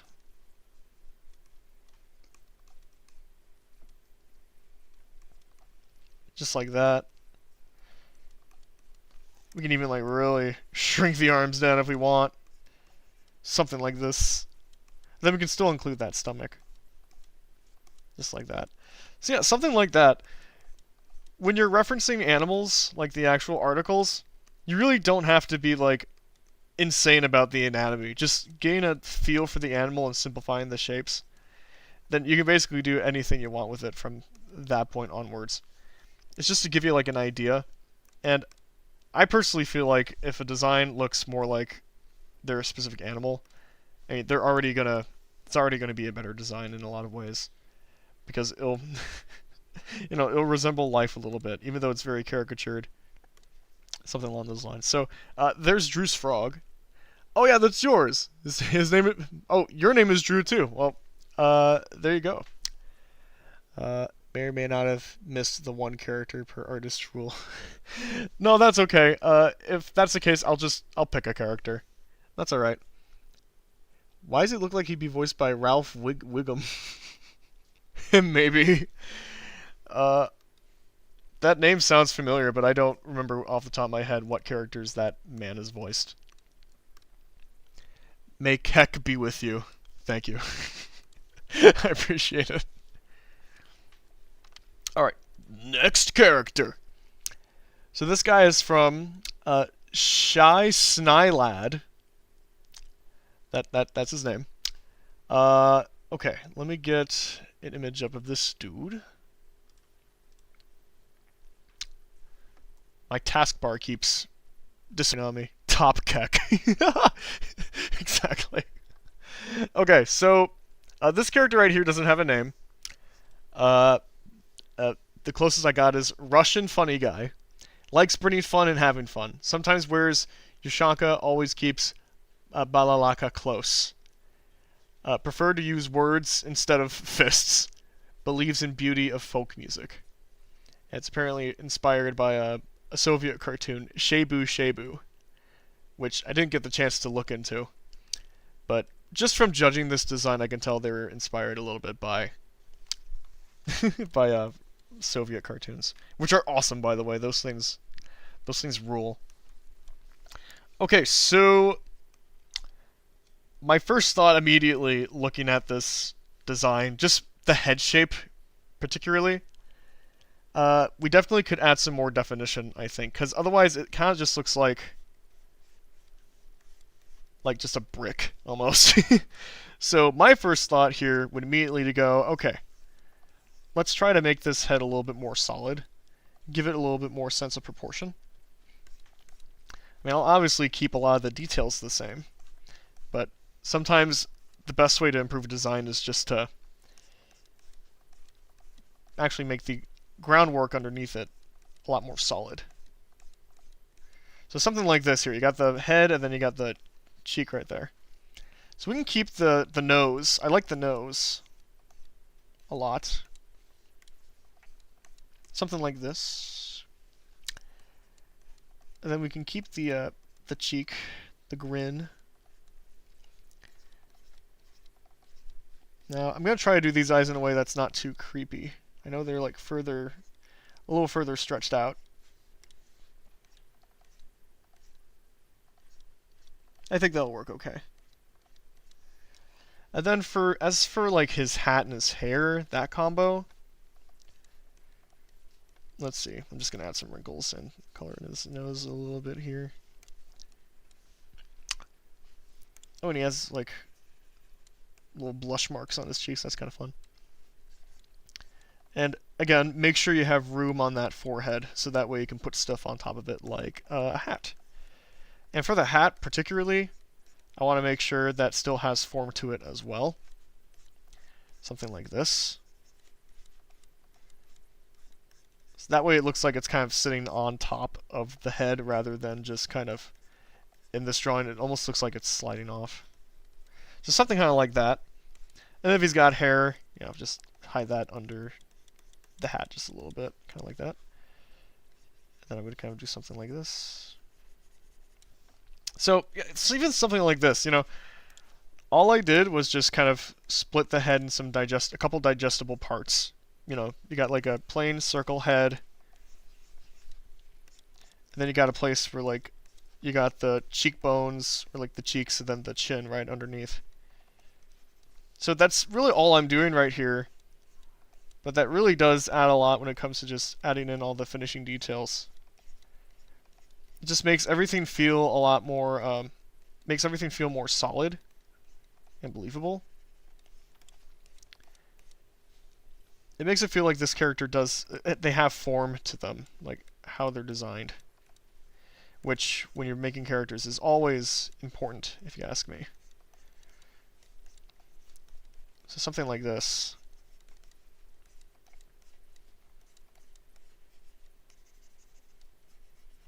So yeah, just having that form in the head shapes will really change everything. And same with the body too in this particular instance. So you got the neck, which is looking pretty long. It looks like it's got like an Adam's apple, so we'll throw that in there. Like for instance, I want to make the body feel unified as well, instead of just like separate parts. So I'd probably extend the neck into the shoulders, and then we'll get the body in there, to the torso, which split up a little bit. So you got like the upper chest in there, and of course you can add stuff on top. Hats are notoriously hard to get to look right. They're really hard. I've noticed that certain hats tend to be harder than others for some reason though, and I don't think that's very fair. That is not very fair at all. And then like same thing kind of here.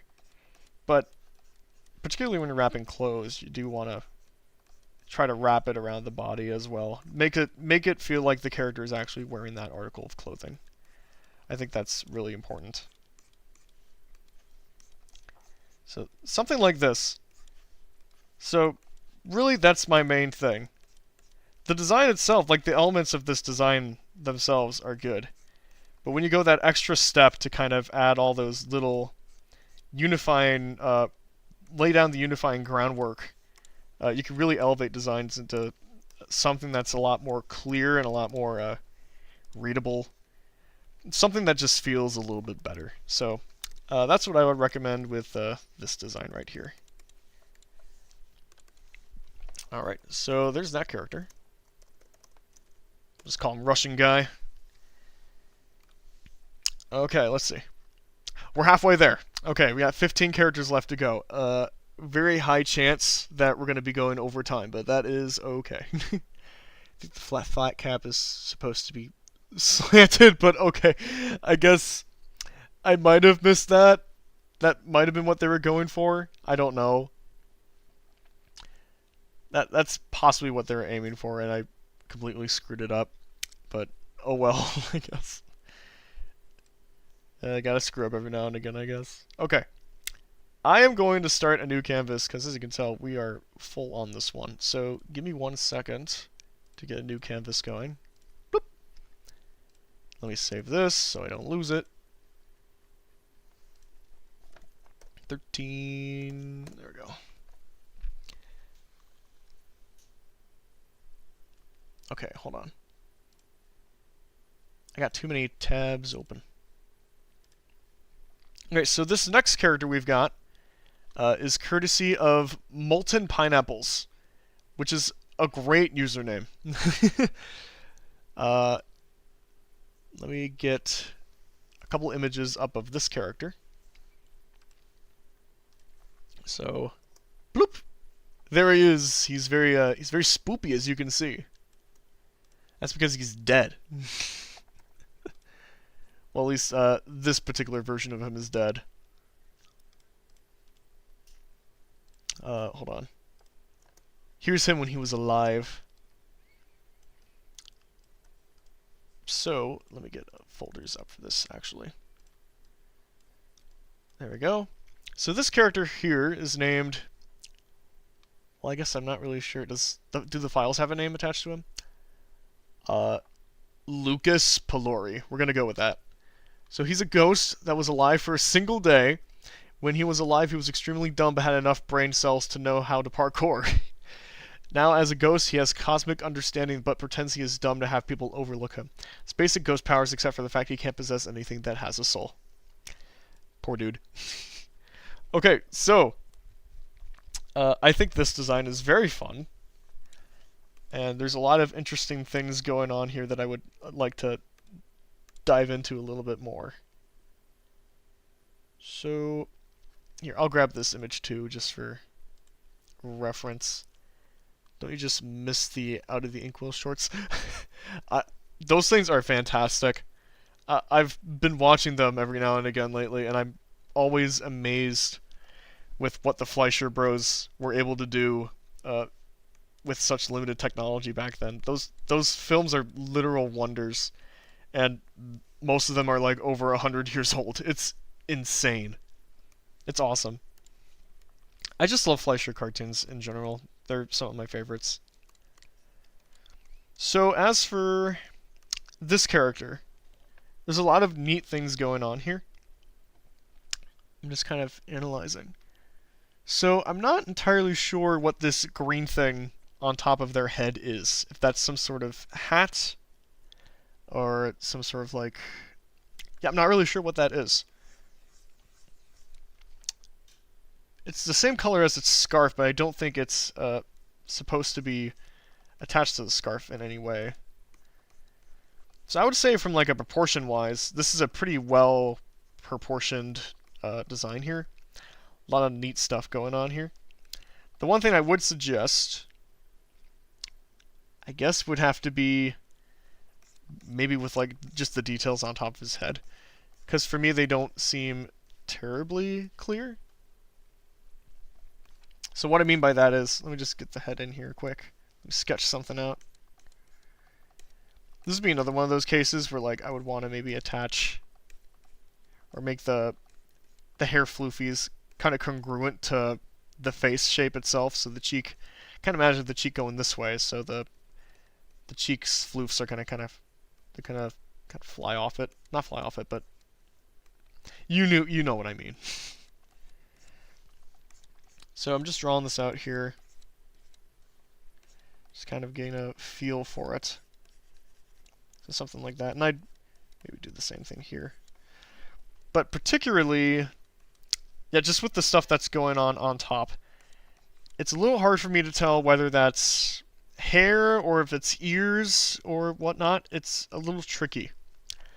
So I would probably try to find a way to simplify it, so that way it's a little easier to understand when I'm first looking at it what it is I'm looking at, because otherwise everything else in the design is pretty dang readable. Like you got the sweater here, which makes sense with like the design on it, and then you've got, you know, the swoopy, the ghost tail right there. That makes a lot of sense. Works with the design very well. And they got the hands, of course. I just don't really know what's going on here. And also, of course, the scarf is really great too. So to simplify this, and also just to make maybe turnarounds a little bit better or easier to do, I'd probably try to make this a little bit more consistent. So by that I mean, if we're going ears, or if it's like, yeah, ears. If we're going ears, I'd maybe try to make them like one of the same shape a little bit. Kind of like this. And if that's supposed to be like a hat, I'll try to strategically put that in the middle somewhere. And maybe I add like a fan to it so it almost looks more like a hat. Because otherwise it's a little hard to tell what it could be. So I would probably go with something that looks a little bit like that maybe, or conversely, if we're going with hair. Wait, actually, what did I even do? I'm trying to figure that out. Paste that. We'll just get that in its own layer. So yeah, I'm just going to erase this. So if we want to go the hair direction,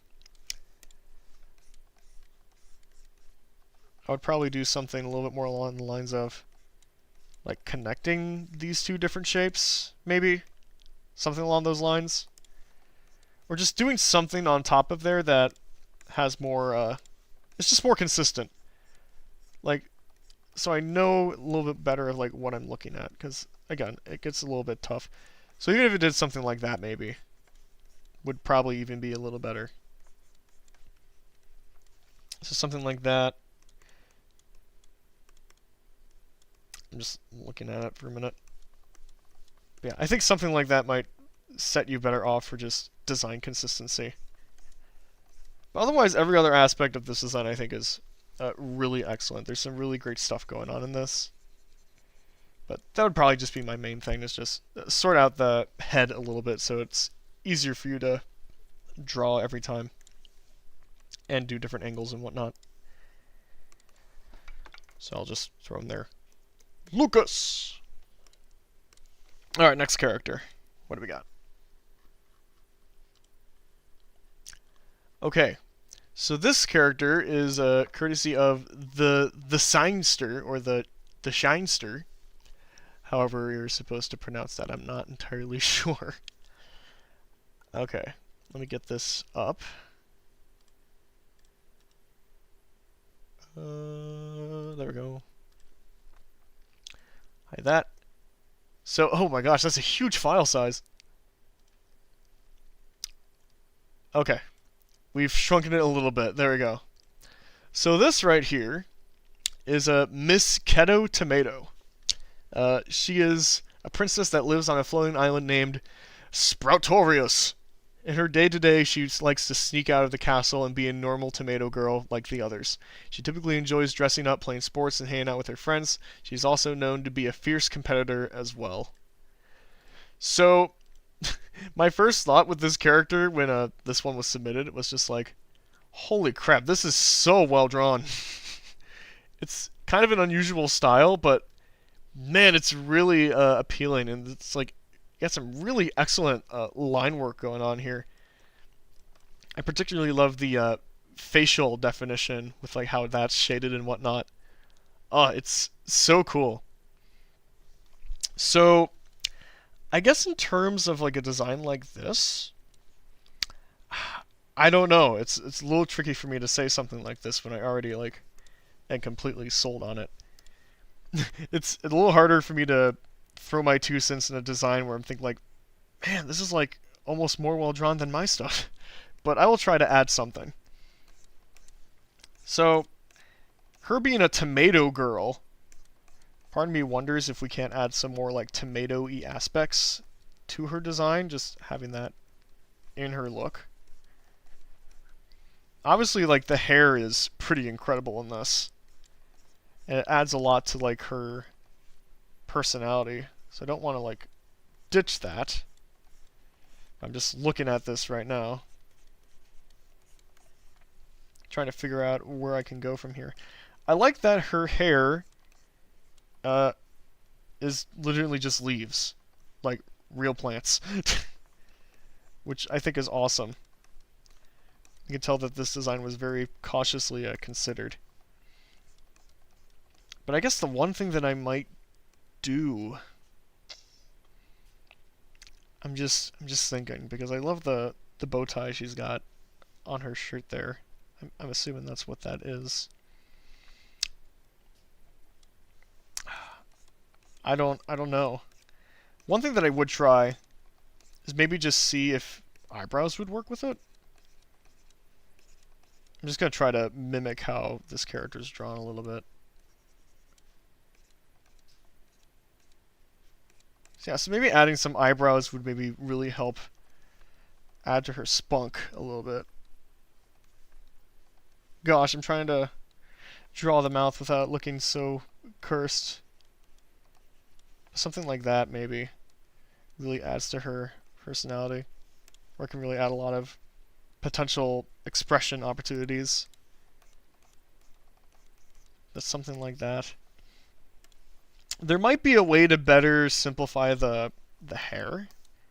Kettomato TV show went. That's what I want to know. It's just like, oh my gosh, this is such a killer design. Like, it reminds me of Apple Toast a little bit.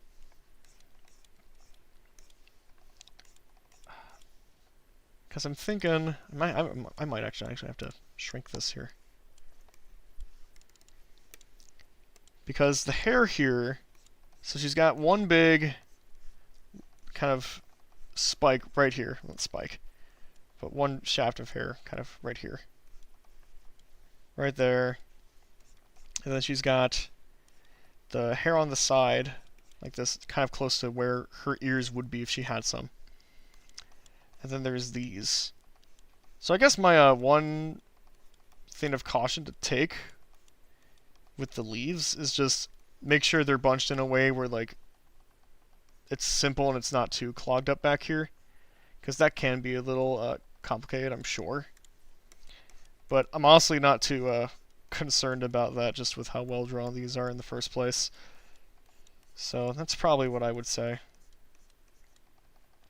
But otherwise, yeah, these drawings are amazing. They genuinely are. It's like, this is the sort of level I aspire to reach, so sorry I couldn't offer like that much more. If you want, you might be able to add some flakes, some of the leaves closer to the top like this, instead of maybe down here. Or you can do whatever you want. It can be like almost messier with the leaves, honestly. But yeah, that's that's probably it. So yeah, just remember to keep the shapes and the forms simple if you can when you're doing them. But that's about all I've got. But yeah, excellent character.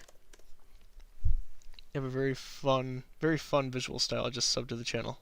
Well, why, thank you, Razakwi. I appreciate you. I'm glad you could make it to the stream. Okay, it's 250. Oh goodness. Okay, we got 12 characters left.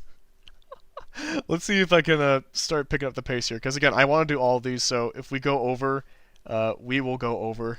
I'm completely okay with this. Okay, so this next character comes to us by way of Isaias Collin. So let me grab that one up. Oh, hold on. I'm messing up the steps again. Okay, copy that. Paste it. Alright, here he is. Here's this dude. So, this here is Albert the Duck. He's smart, proactive, a bit silly, loves to eat pickle, and likes classic music. He's your average duck just trying to get by life while life beats him up. But he still finds a way to help others. So he's just like a helpful, just kind of... He sounds like a real stand-up guy. So, I'm looking at this right away. I'm going to try to keep in the confines of like a simpler style like this.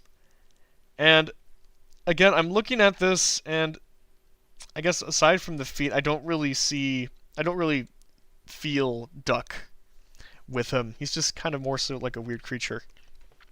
So if I wanted to really show that this was like a duck that we're talking about, I'd probably do something more along the lines of this.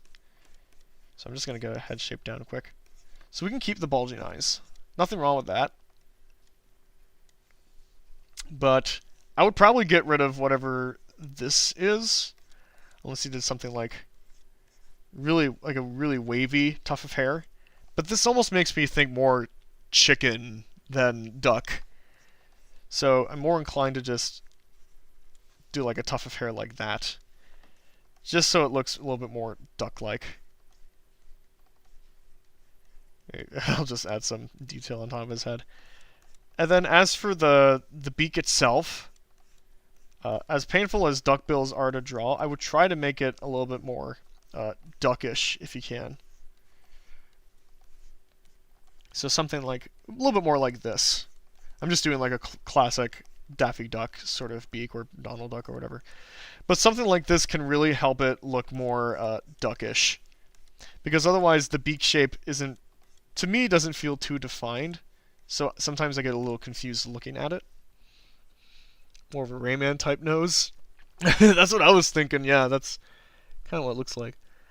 Before you go to my OC, her name is Sarah. I forgot to include it while I was submitting. Oh, okay, good deal. I appreciate you sharing that. Probably won't be here to see mine live, school and stuff. Really excited to see it, though.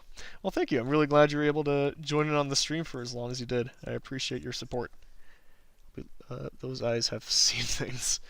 They have seen all. And then again with this body, I would try to add some more form to it. So again, I'm kind of going down like the classic cartoon approach here. So something like a little more pear-shaped or whatnot. So something along these lines. And then obviously for his legs, we can make him kind of webbish feet. Now obviously if you like base your design off a duck, then you might come to different conclusions with like what looks more duckish. I'm obviously coming from like a very Warner Brothers-y background when it comes to drawing ducks, as you can see.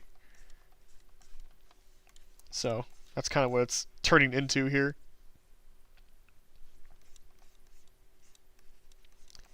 So something like this. So that's my main advice for you on this character. Is I would really try anything in my power to make it more duck-like. You can keep it simple, of course. There's nothing wrong with that. But I would try to really make sure the character looks like their animal, at least to a certain extent. Because otherwise I'm looking at this and I really don't know what kind of animal I'm looking at here. I'll have him smile. Bigger eyes, maybe. Yeah, something like that. And again, I'm just trying to get an expression that also matches their personality a little bit more. So this guy is kind of like your average kind of dude, so I'm kind of giving him like a average kind of smile. He just sounds like a nice guy. So I kind of want to make him seem like a nice guy. So yeah, there's Albert for you. Alright, next character. Why is this duck design you're making remind me of Doofenshmirtz? It's probably those eyes, man. But yeah, now that you mention it, it kind of looks like Doofenshmirtz. And it wasn't even intentional. I think I have some sort of weird superiority complex. School for a long time, so I'm here. Gotcha. Okay, so this next character is from Electroblade Official. So let me get him up. We'll make a separate folder for him. Boom, there he is. Let me tell you a little bit about this guy. So Aikido is usually aloof, nonchalant, and reserved, not really talking or expressing his emotions much. When he does, he shows a more humble and warmer side to him, and he deeply cares about the people closest to him. He likes being in the breeze and the rainy weather, can sleep soundly even when there's a thunderstorm. Same here, dude. His main hobby is basketball, though piano, soccer, listening to music, or reading novels are also to his liking. He also can get a bit impulsive at times, often injuring himself, but that does not stop him. Aikido is very passionate about astronomy and dreams of seeing the Earth from space one day. Okay, so definitely like a quiet kid, for sure, which I relate to a lot. Looks like a Looney Tunes guy. Yeah. Again, I'm very much from the school of Warner Bros. And stuff, so that's just kind of how it turned out. Plus the tufts and the head is kind of cone-shaped. Yes, very much so. He looks like Goku Black. Yeah, maybe. Maybe a little bit like Goku Black. Okay, so I really like this design. I think it's really nice. And a lot of the outfit choices specifically, I think, really reflect his personality and his character very well. So, I guess, like I've been saying a lot of the time earlier, I would probably give him a little bit more forehead because he doesn't have a lot. But we can still have his hair kind of cover up. It's actually a little bit tricky because the hair, the way it's drawn, almost is made to look overgrown. So that was probably a very intentional thing. But I'm just gonna try this. Just try something else here.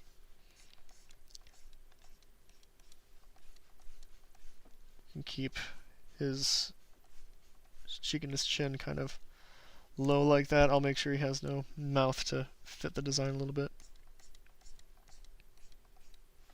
Yeah, I see. So you kind of have something like that. Although, I guess one thing I would advise, if you're going to have a character with hair kind of over their face, is make sure that the hair is still kind of conforming to like the form of the head a little bit, which will help kind of sell that they've got a head underneath. I don't think that's necessarily such a big problem here, but for certain designs that I've seen before, and from experience, personally, it's something that definitely can be easy to forget. Like something like this, maybe. I'm not really doing the hair very well. It looks a little too poofy, honestly. But even something like that, maybe. Having the hair kind of shape itself in a way where it still implies there's a head underneath here is sometimes a really helpful tool, especially if you have side profiles like this. Otherwise, I don't think I have really too much else. Now, this is like more so a personal taste thing, but there is a good amount of detail with this character, whether it be his necklace that I'm drawing in right now, his sweatshirt design, the pockets on his pants. So I would probably try simplifying that stuff or just yoinking some details for simplicity's sake. So my method basically involving that would be like just either simplifying the shapes or just kind of eliminating detail a little bit.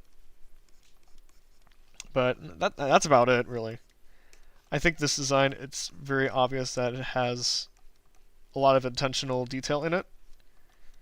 And it has a nice flow to it. It feels natural. Nothing about it feels like, what's the right word? Nothing about it feels haphazard. Let's put it that way. Now, one little thing of advice that I would give, this doesn't necessarily have to do with the design itself, but just general drawing that I've learned. If you got a design on a piece of clothing, definitely draw the design and make sure it matches with like the creases on the clothes if it does have any. That way it'll just give it some more form. So right here I'd probably crunch up the circle design he's got right here. So that way it better fits what he's got going on with his sweatshirt right now. So something along those lines right there. Yeah, my main takeaway would be like just make sure he has some forehead.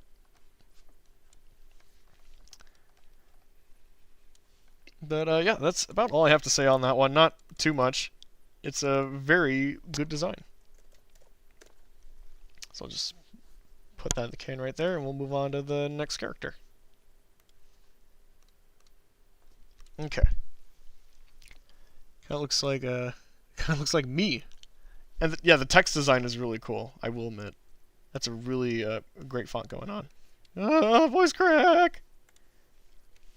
Okay. Now we got this character from Cartoonz. Let me grab this guy quick.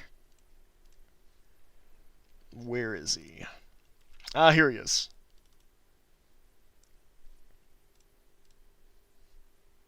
Just drop that.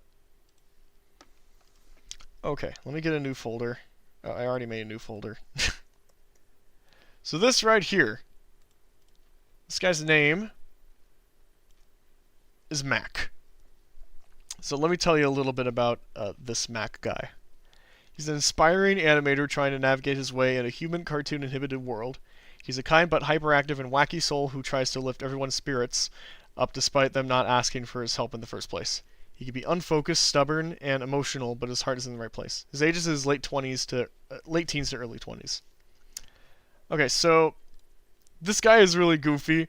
I like him a lot. I love his really comically big build.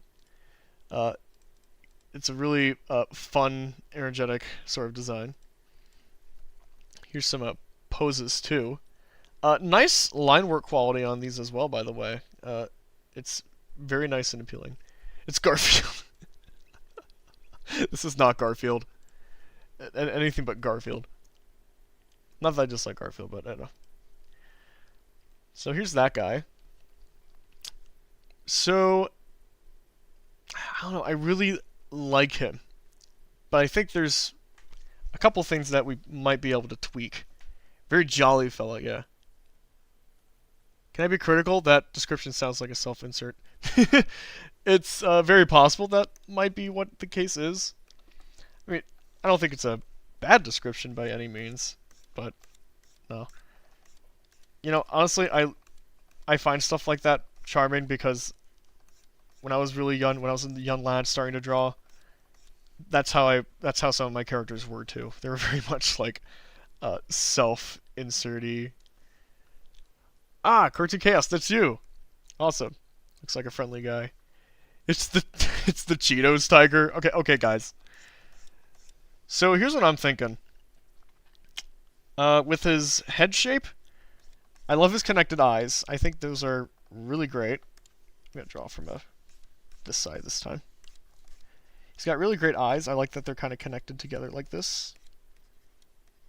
Something like that. So one thing that I would do right away is figure out something with these cheek fluffs. Looks like an Adventures of Sonic the Hedgehog character. I mean, he's kind of got that look, yeah. And, I mean, and if you meant that as a compliment, then that's great, because I love that show. So, yeah, these cheek fluffs. I want to kind of address those. Cheeto's cousins once removed. So I love his big jaw. I think that's really great. It really makes like a nice uniform shape across his entire face, I think. It really makes him look like a big cat. So I think it's a really, really nice design choice there. As for his cheek floofs, that's what I've just been calling them. I would probably try to find a way to simplify them a little bit. Because my concern is that they almost don't feel entirely connected to the face. They're almost kind of like connected parts. So one way I'd be able to, you could remedy this, is again have them kind of connected with the cheek in a way. So, for instance, this is like the cheek right here, and then the fluffs are kind of following afterwards. You can still have that kind of shape right there, but they're kind of connected in a way to the jawline, rather than just kind of feeling like separate pieces. And that helps with like the rhythm of the shapes too, because you've got the bottom of the jaw, kind of like this, and then the cheeks, the cheek floofs that kind of come in rather nicely, so it feels kind of nice and organic in that way. And I'd also try to give him some forehead space, so that way it's a little easier to fit his hair in there. So something kind of like that. And then his ear as well, I'd maybe shrink it a little bit, kind of like this. So that way there's just that forehead room there. I think that's something that's really important to have. It can help really establish a form of a character. Based on Roger Rabbit and Crash Bandicoot, weird rabbit dog thing that no one knows what animal he is. I think that's rather cool. And as for his build, I don't know. I really like how his body is built here. It's very nice and big. At this point I'm just describing it. But it really makes him feel like an energetic guy. He's got a lot of personality to him. And just really nice shape language here. Got a small tail, which I think is really nice.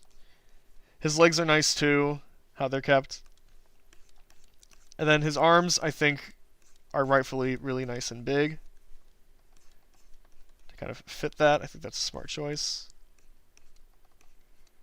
I don't know. I don't really have much to say on that. I guess that would be my main critique there. Is just making sure that those cheek fluffs are actually staying connected to the head in some way, shape, or form. Because otherwise, sometimes I'm just looking at this at an angle, they sometimes feel detached. So sometimes the best way of doing that is simply just finish that off. Drawing the head like a circle, getting the face in there, and then maybe having the smile in there first, and then kind of where you'd imagine the cheeks being, and then you can kind of sprint off there, and then draw the cheek lines in there. So that way everything kind of feels connected. Kind of like this. So that would be my main thing. Otherwise, this is a very fun character. So nice work with this design. It's very cool. So there's Mac. Very cool dude. Okay, I've got 10 characters left. It is 3 o'clock. Can I get all these done by 4? Well, if I ever decide to do this again, at least I'll know how many I'm able to do in a specific time frame. So, yeah, absolutely, Cartoon Chaos. I'm glad I could help. A cool looking furry. Rude. His mascot vibe, I like it. Yeah, he's cool. Okay, Jack Somon is our next guy. Or that's the user. Let me bring up his character here. Another frog, actually. Which is fun. I like frogs. Here he is. This goofy pirate-looking guy. So, this guy, his name's Frogu. A frog that, despite his goofy looks, is a diabolical pirate who sails the 7 seas with the help of millions of flies that are forced to do his bidding. He doesn't even enslave the millions of flies to help him with his work of piracy. He does it in spite of one singular fly lady he absolutely loathes. I think that is great. Okay, so let's get into this here. So yeah, his name is Frogu. So let's do this. So again, I think I've still got a frog up. Yeah, I do. So I'm just gonna copy and paste the same image of a frog. There we go. So one cool thing about this guy's design is the fact that, as you can tell in this image, he's using his ton as an extra sword, which I think is just a really fun idea all around. Hello, just checking out on your channel for the first time. Well, welcome, Isle Lane. I'm glad you could make it to the stream. I hope you enjoy your stay. It's Spirit Sermit. Spirit Sermit? It's Pirate Sermit. Pirate Kermit. I see what you mean. Pirate Frog! Emotional support frog. Heck yeah, dude.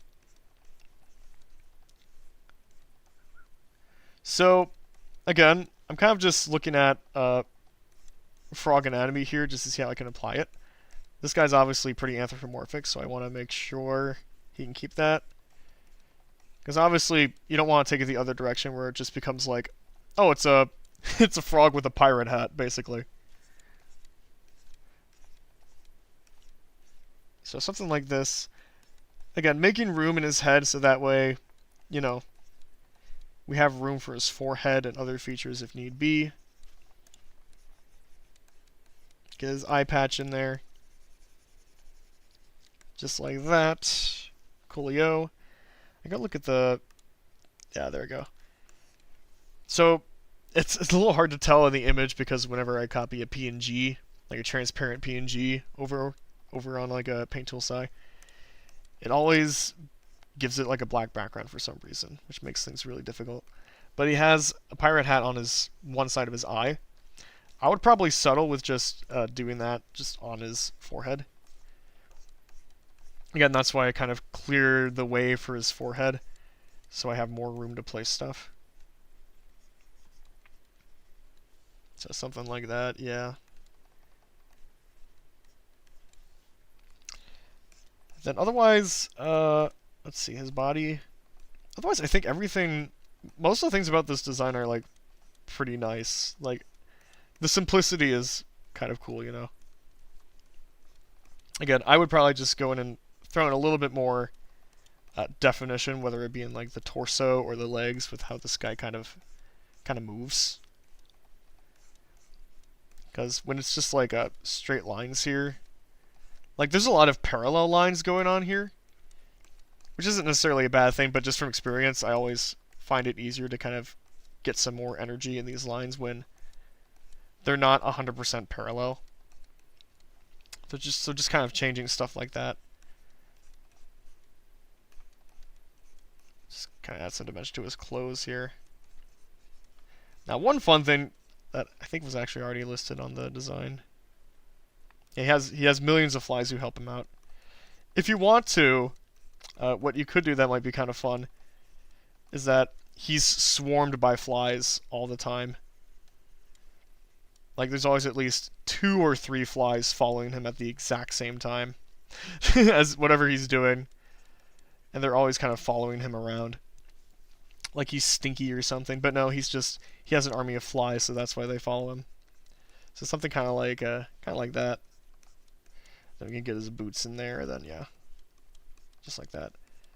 And then the ton, like I said, is a really cool idea, having that be like a sword ton. Really fun. So I definitely love that part of the design a lot. I would just advise that if you're going to make his ton weapons or shape into weapons or whatnot, that you try to make them look like the weapons themselves. This looks like a sword, so that's perfectly fine. But, I don't know, sometimes looking at a reference of a sword and just capturing that silhouette in the ton shape might help make that a little bit more readable. So that's what I have to say on this. This is a really fun design. So just a couple changes that I would add here, like I said, giving more space in the forehead area, maybe moving the hat on the forehead rather than just on the one eye. Because otherwise, if that eye like blinks or closes, you have to account for that sort of stuff too. So that just streamlines it a little bit. And then just putting a little bit more form and definition to like the body and whatnot. But otherwise, a great starting point. This is a really fun design. So that's Frogoo. If I had pictures, I would have made you update my OC called Jeff the Clockwork Elf, which is a green cartoon elf-like creature with the face of Aaron's founding titan from Attack on Titan. He also wears blue Mickey Mouse pants, a big belly, and a clock that looks anorexic. Well, if I decide to do this again, you might be able to submit your character and I can look at it. Okay, here's the next character, courtesy of Mint, or Mint Maid. Let's take a look at them. Okay, so let's paste them in there. Okay, so here's this design. This one's really cool. So, he's a young paranoid vampire, but he's also one of the strongest people in his verse. His sword can break every sword in existence with high temperatures. Algard lives in a sci-fi universe, with him being a Martian. So, my first vibes from this guy is that you do not want to mess with him under any circumstance. He means business. But I love the color palette on him. It's very nice and simple. And that weapon is really cool too. So I guess my main thing that I noticed with this right away that we might be able to switch up a little bit. Maybe I should catch up with chat here for just a minute. Also, where's Haya Fabianarias, if I said that right, I don't know. Welcome. So let's take this head. Because I'm thinking this might be another one of those cases where, like, we just need to, like, push things more, almost. So I can kind of imagine this as, like, the general head shape, really. So we can get the eye in there, kind of like this. But as with that hair, we can, like, really stretch that out. Kind of like that. Make it even more spiky. I think that really helps with, like, the silhouette a lot. Having that really big. It might be a little bit much, but again, pushing your designs is always one of the best things you can ever do, and never feel afraid of doing it. If anything, again, ever feels wrong, you can just pull back. You can really make this scarf even bigger if we wanted to. Undertale? Maybe. He looks like a Zelda character. That was kind of more what I was thinking. Yeah, it's very Zelda-y. Okay, before I even get the scarf on there, let's maybe just get some of the body in there so I have a groundwork that I can use. Okay, this looks like a... just trying to analyze how this body's working, because obviously there's like this belt. Like right here. I'd even make that a little smaller than you then cut to like the bottom part of it. The bottom part of his torso. So again, just pushing things to the nth degree here to really amp up his cool factor, I think is something that you definitely could do with this design. Yo, this is your guy, yeah! I hope I'm doing him justice. You got that Goku hair. Reminds me of Gohan's haircut from the late Cell Saga. Possibly. I don't really know my Dragon Ball, so I wouldn't be able to picture that in my head right away. I get his hair in there. That's not hair, that's a scarf.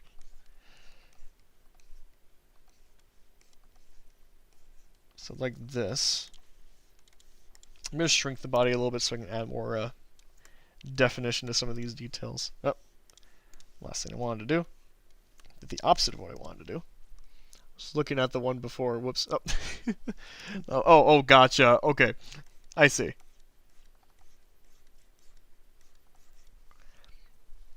So yeah, we can really amp up the shape of like the. I'm just gonna call them shoulder guards. It's really just pushing the shapes. So that way they're a little bit more like more extreme. I think they'll also help with this character's sort of like not threatening demeanor, but like again, the sort of guy that like you probably don't want to mess with. It makes him feel a little bit more like action-y almost. Give him more like exaggerated details. with something like that. It makes him feel a little bit more epic, maybe. So something like that, yeah, just pushing the designs a little bit. Super Smash Bros. Yeah, I'm looking at this now. I'm currently designing a Smash Brothers mod for this this random character that I'm drawing. But yeah, that would be my main takeaway from this, is just pushing it a little bit. But otherwise, this is a really great framework. Just mess with those proportions and just see how creative you can get with them. Because you can make a lot of really neat combinations. So we'll do Eligard there. Next character.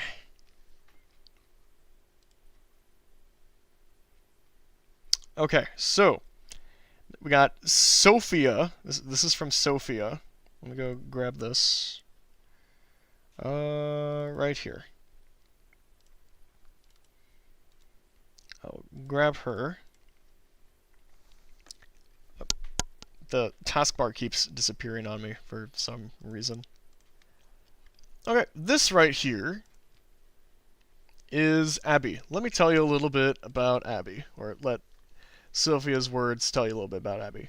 She's a vampire with a typical teenage girl attitude, moody, emotional, confused about growing up, and her longing for acceptance and understanding, especially from her father, was most of the time annoyed and tired with everyone. So, let's see. Let's see what I can do with this design here. So I already think it's in a very good spot. Like, I especially love how exaggerated the pigtails are.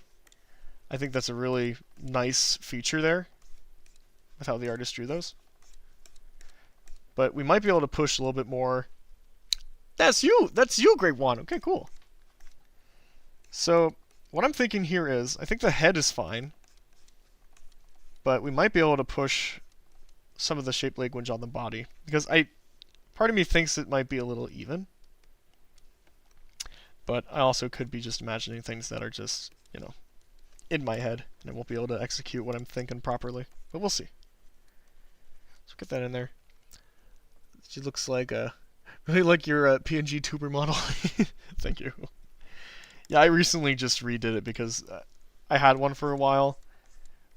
Like, I made it back in May of last year, so I felt it was about time for an upgrade. It was getting kind of old and stinky, so. New year, new me. I'll just get the hair in there really quick, and I'll get the pigtails just to kind of fill those out.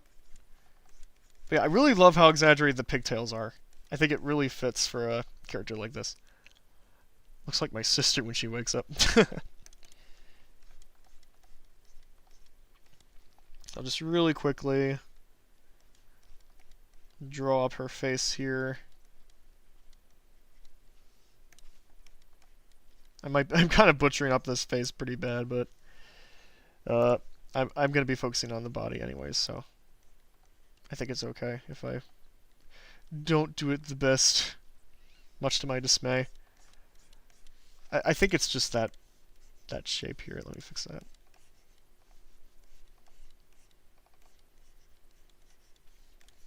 We're just going to have to stick with it for now. I want to get on to experimenting here, so. Ember McLean from Danny Phantom. Kind of, I guess. Except her hair is actually connected.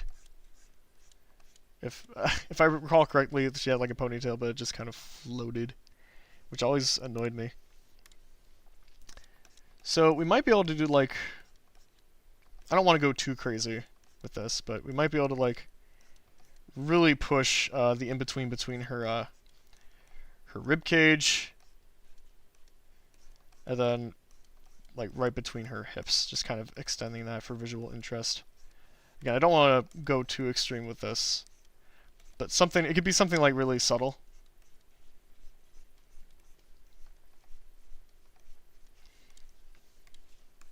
I think something like this would be good. Just like a little bit more of a crease right in here would make it work. And I think that would add some nice little visual interest. And one thing we can do with maybe the legs too. Drawing the pigtails is both fun and tiring. Oh, I'm sure it can be sometimes. And then I would maybe suggest making her... Again, I'm trying to think. Because I think this design is really well proportioned. I'm just kind of messing with things right now. But if you do it well, you might be able to even get away with doing longer arms. Just to kind of like really nail down her teenagerness, because teenagers are very lanky. At least a lot of them are. So I might be able to get away with something like this, because I think they are just a teeny bit small there. Not that it doesn't match the proportions, but I feel like something like this might be a little bit more fitting of her her character here. So something along those lines, maybe? I don't know. You can do what you will with it. It's just a suggestion, because I think this design is mostly in a pretty good spot. Especially those pigtails. Those are like really nice. Make a really awesome silhouette. You know, one thing you might be able to do with those, I don't know, because I was just thinking they almost remind me of like bat wings or something. So you can have the head here, and I don't even know how, if this would look dumb or not, but if you want to try maybe making them look like bat wings almost, with the way they kind of flare out. I don't know. That's just an idea to really fit like the vampire vibe in a way. Yeah, that's probably all I have to say on that. Not too much. Really good design though. What is that face? I don't. Yeah, for the sake of the stream, I'm just gonna fix the face. I really didn't do much. I didn't do much in like just making it look good because I was paying attention to the body proportions. But we're gonna fix this right now because yeah, it did look pretty horrendous, didn't it?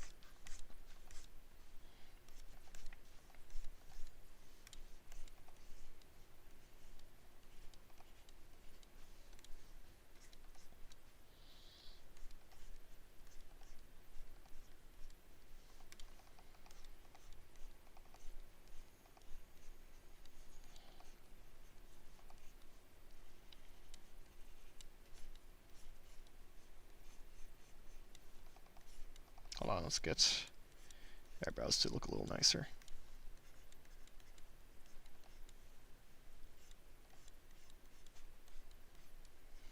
Okay, hopefully that's a little bit hopefully that's a little bit better. A little easier to tolerate maybe. Alright, I'm just gonna move on.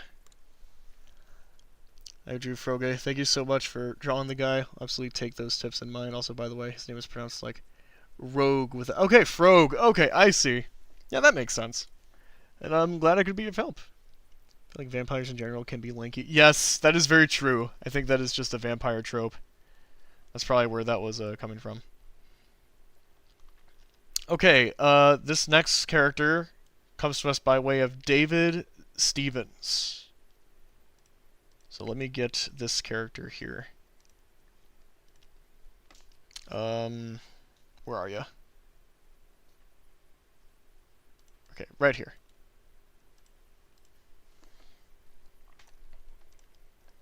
Oh. This is a really small image, so we're gonna yoink that up. Okay, so basic terms: Paula's Regina George from Mean Girls, only Latina instead of white. 18-year-old high school senior who's one of the alpha girls at her school, selling her high. While she prefers picking on outcasts, one of whom she has a crush on, she's an equal opportunity brat. Okay, so I will not be able to small. I will not be able to put any of my Mean Girls knowledge into this because I don't care to touch Mean Girls with a 10-foot pole. Mean Girls. So I'm just going to go based on a design perspective. So, I guess, a couple of things I noticed right away. So we're going to kind of keep in this like sort of simplistic style here. But I kind of feel, so I'm just going to kind of draw bigger eyes like this for the fun of it. Jim Davis style, you know. So again, my biggest thing would be like to kind of looks like the girlfriend from Garfield. I was actually thinking the same thing. Very similar. I forgot what her name is though. So I would say again, when you're drawing your character, to really think about those forms working together. So for instance, I would get that cheek in there, but I'd still try to add some dimensionality to the head a little bit. I would definitely crank up the size of that ear if you can, because it definitely seems a little small. And then I would maybe center the mouth as well, unless you did kind of like this sort of deal. Like that. Something like that feels kind of good. She looks honestly a little bit more surprised here. Let me just crank that. Yeah, we'll get some eyebrows in there. So maybe something like this. I would try to make her eyebrows a little bit more obvious if she's a little bit more of a brat type character in a way. Something like this. And I'd extend her forehead a little bit to accommodate for that. And then as for her forehead,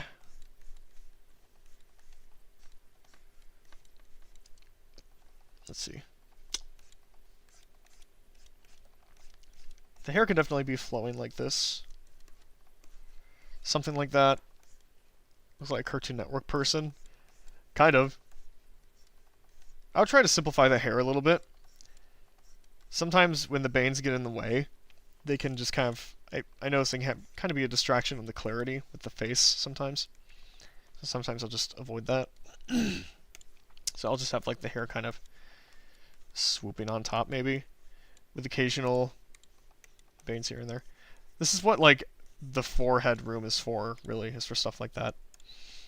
And then as for the torso, this is one thing that I would always... What's wrong with Mean Girls? I've never watched it. Is it problematic or something? No, I just said that because I'm not interested in it at all. That's about it. It's probably perfectly fine, but I'm just not interested. If any of you are a Mean Girls fan, then that is A-okay to me. I don't care.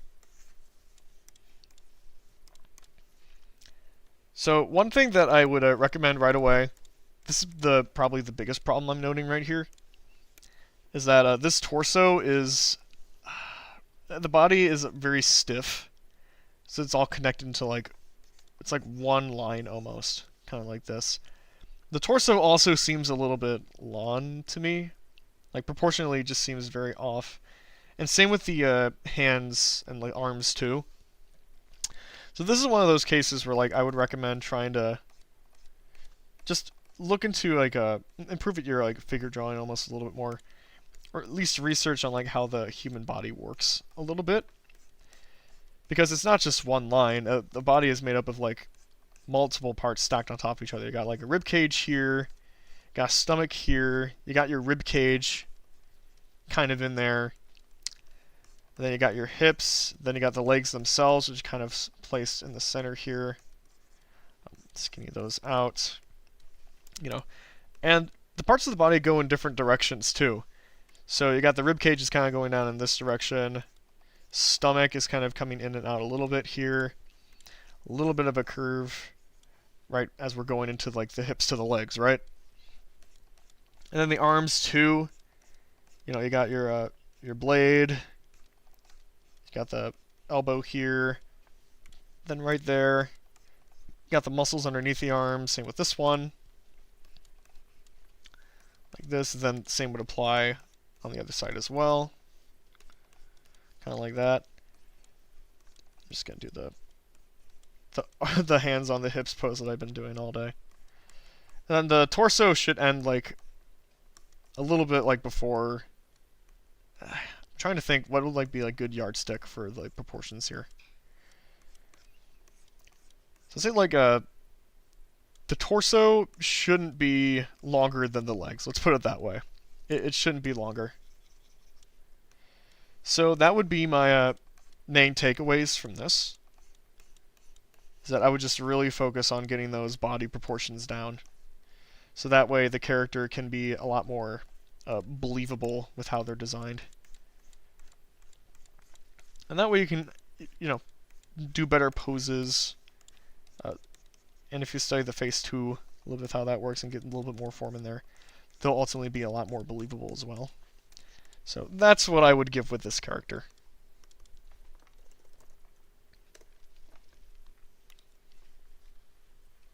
Looks like a sister from Phineas and Ferb. Yeah. This one is probably my favorite design. Oh, well, thank you. Okay, so don't test. Oh, okay, hold on. Ah, you. We will do. Okay, we'll bring you up first and foremost.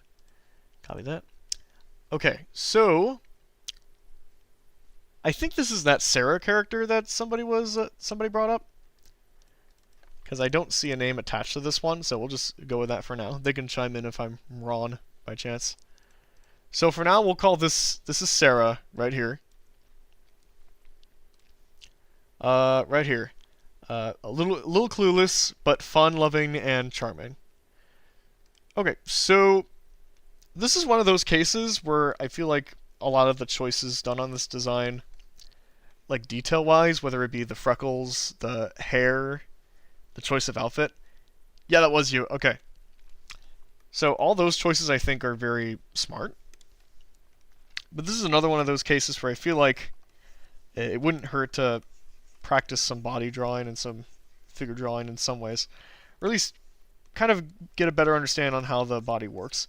It is a very complex thing, so I totally understand if it's something that you struggle with. It's something I struggle with too.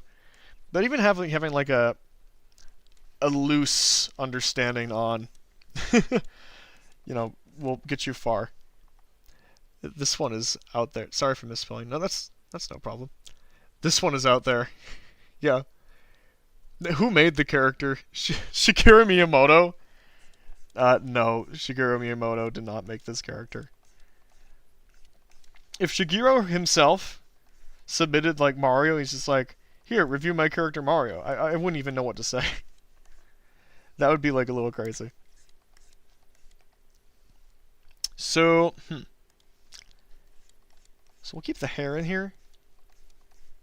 So she's supposed to be someone that's like a little aloof, but still fun. I'd probably make her hair just a little crazier in places, just for the fun of it. Like at least her bangs in the front.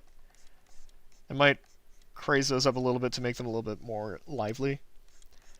So so that way you know from seeing her that like, okay, she's got a little bit more energy. And I'd also form the hair a little bit more around those bangs. So for instance, I'd have like a split in the hair like this. So you can kind of see that. Something like this, I think would be rather fitting.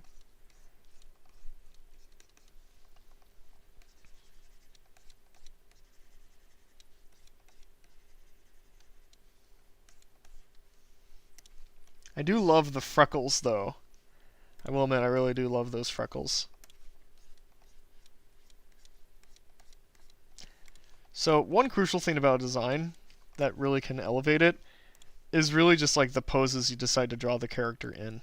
That sometimes can really make or break a difference. So for a character like this, I might do something kind of silly with her. So for instance, I would maybe do like a pose where, if I can do this right, I'm going to try. She would almost like sway her body a little bit closer to like the side like this. And just a little tip too. This is again more so like a taste thing. But I wouldn't go a little bit too over the top with some of these details. As in like, I probably wouldn't make the chest so big. Or the butt so big, especially from that angle.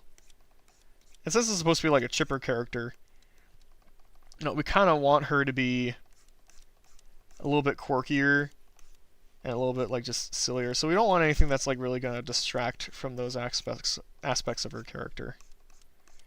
So right now I'm just kind of yeah, this is where I was talking about the anatomy thing being tricky. And now I'm noticing other problems here. So let me fix... Oh, jeez. Okay. That was a little bit thick, but we don't want thick. That was literally the exact opposite of what I was talking about. Something like this. Yeah, that's better. Okay. I made this character, but nice to see one of my OCs get some spotlight. I was trying to think of a personality before the stream. I submitted by midnight. Oh, I see. Gotcha. Well, for the short amount of time that you had, I think it's rather fun. I like characters like this, so yeah, it made my heart go burr just a little bit. So something like this. See, that's probably what I would do with a character like this, is just really add things that exemplify the personality. So in this case, she's kind of silly. So that's why she's kind of just like peering over, curious and whatnot. But that's what I would try to do. And then just control the details to an amount that would make sense for that character. So something like this, I think, feels a little bit better for the purposes of what you're aiming for. So something like that, yeah, I think feels rather good. So that's what I would say on Sarah. Nothing with a large chest, but I will agree it is a little disproportionate, yeah. Drawn this girl since 2019, and by then I keep changing designs to the one you see right now. I see. The original person who made the Nami knockoff said she is over 7 years old now. You're crazy. Very lovely post. Well, thank you. Funnily enough, I have drawn her cosplay as Nami. Well, there you go. People when cartoonists draw like cartoonists. I know. I realize the irony in that statement. Okay.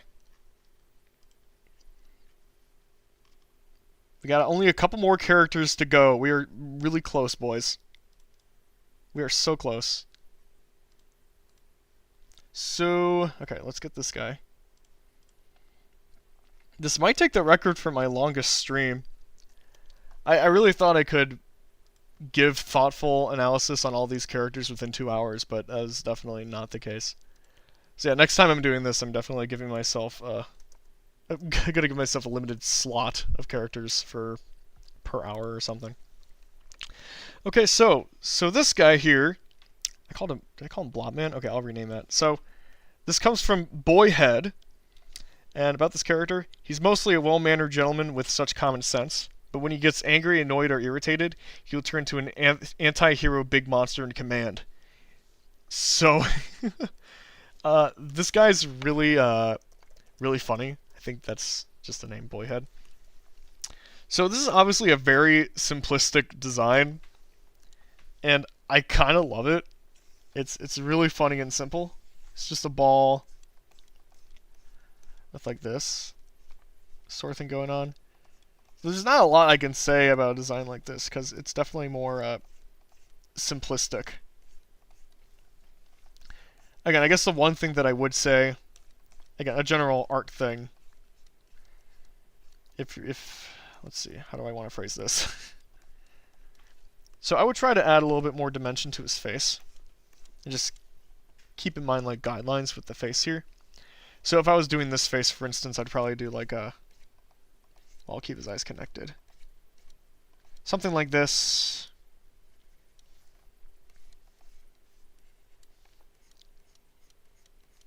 Yeah, like that. And I'll have the eyebrows up here. So having all of the parts of the face kind of unified with each other, all working together, for me, when drawing characters, is the best way to go. Definitely add some dimension to the character when you do it that way. Now I want to talk about this guy right here, because this is almost like a Jekyll and Hyde sort of scenario we got going on here. It's the eggs from Has-Been Hotel. I didn't even know Has-Been Hotel had eggs. If I'm being honest. I might have to look this up. Anyways, so when I'm looking at this beefed up guy, proportionate wise, it doesn't make all the sense to me really.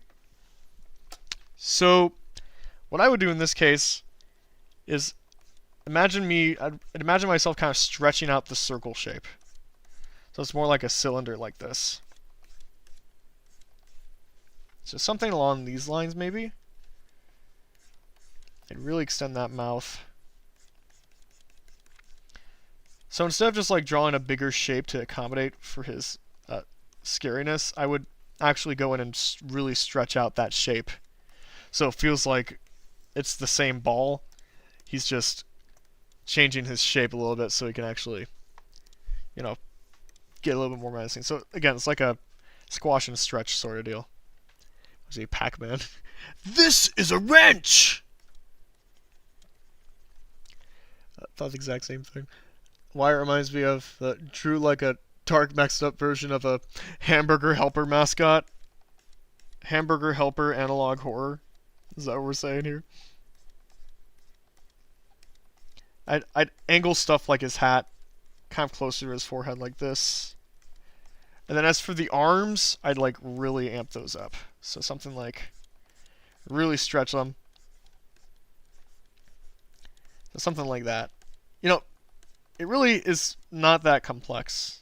It's not, and it's even not even that much different from this. But comparing the two side by side, when you really decide to stretch out the shape as opposed to just kind of making a big long shape. So this is kind of squashing in, and then this is really stretching. That really can really elevate this sort of element of the character. And squash and stretch in general is just a good thing to know for any artist, really. So that's what I would say about Boyhead. All right, next character. We got about, I want to say it's like 5 to go at this point. Bye, my phone is about to die. You have a good one, Laura. You take care. Before and after the power pellet. The pack is back!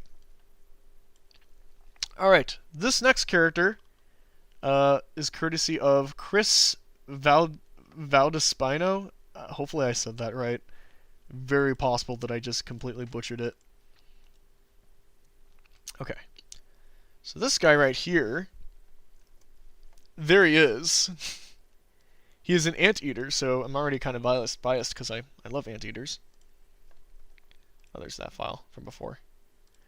Okay, so this is Ollie Schmolz, an anteater from an Amazon rainforest tribe. He's an awkward and depressed vegetarian. He wants to befriend ants rather than eat them. He currently has one named Amiga, who is rather slothy, always coming up with excuses to avoid doing things he finds boring. He likes to paint whatever's on his mind, which is easier to him compared to trying to describe them with his small, high-pitched voice. And fair enough. So actually, let me get the doodles he shared of this guy too. There we go. Oh, it's really huge. So this character, design-wise, I think is already in a really nice spot. I really don't have much to say on this guy. The one comment I have immediately, it's very clear that they looked at like an anteater and tried to mimic some of the features that anteaters have, which is a huge plus. Love his turtleneck. Yeah, the turtleneck is awesome. Oh, is that you, PC? Okay, awesome. So, my main suggestion here, it's really cute, OC. Yeah, this guy's great. He did a great job designing this guy. It's awesome. So, one thing that I would recommend maybe with this, which is just a minor thing. So we got the head. I'll just draw that in real quick. Very anteater-y. If I can draw it as well as he did. There we go. There we go. That's probably as best as I'm going to get. So I really love the shapes used in this design. Really works and really emulates anteater. But one thing you can do, this is something more so to just keep in mind while you're drawing poses for him, is, okay, I'm going to draw on his body real quick and I'll kind of show you what I mean.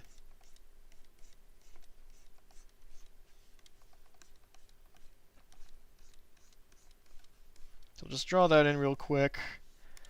I'll get his arm in here with his long sleeve, which I love characters with long sleeves.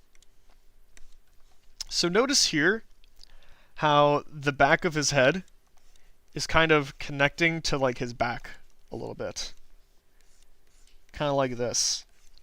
So you have this long curve that kind of extends from the beginning of his snout, and it can extend all the way down here, even to his like legs. So it's just like one flowing line, and then everything else is like the bumps and details that help kind of define everything.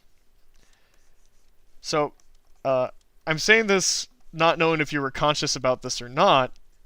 What I'm saying is that this is something that has a lot of potential in this design that I'm seeing. So for instance, if you wanted to do a pose like, I don't even have enough room for it, so I'm just going to have to do it kind of slow here. But let's see, if you do something like this, but even just using that line as a baseline almost for designs here. I mean, look at that. I've already defined kind of like the top of the head, the snout, and then here is like his back really. And then everything kind of in there is his collar and whatnot. I'm kind of drawing it in rather poorly, but hopefully this gives you the idea. So something along those lines. It might be ripe for some really good posing. So I'm just bringing that up because I saw that in this design. I thought that might be kind of a cool thing. But yeah, otherwise this is a really great design. So great work with this one. Okay, Ollie. Maybe some real tired eyes. I don't know. That's my answer for every eye design. Yeah, tired eyes are my cup of tea for sure.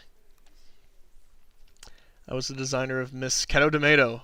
I was BRB, so I didn't see it live, but thank you for liking my lovely character. Yeah, of course. Yeah, lovely design. I was kind of geeking out about the entire time. I was just like, man, this is so well drawn. I wish I could draw this good. Don't want to be impatient, but have you already done Dreamy? It's funny you mentioned that because he's next. I didn't get to him until just now, just for the fact that I've been doing all these in order of who submitted them. Like a first come, first serve sort of deal. So we are doing him right now. Just give me 1 second.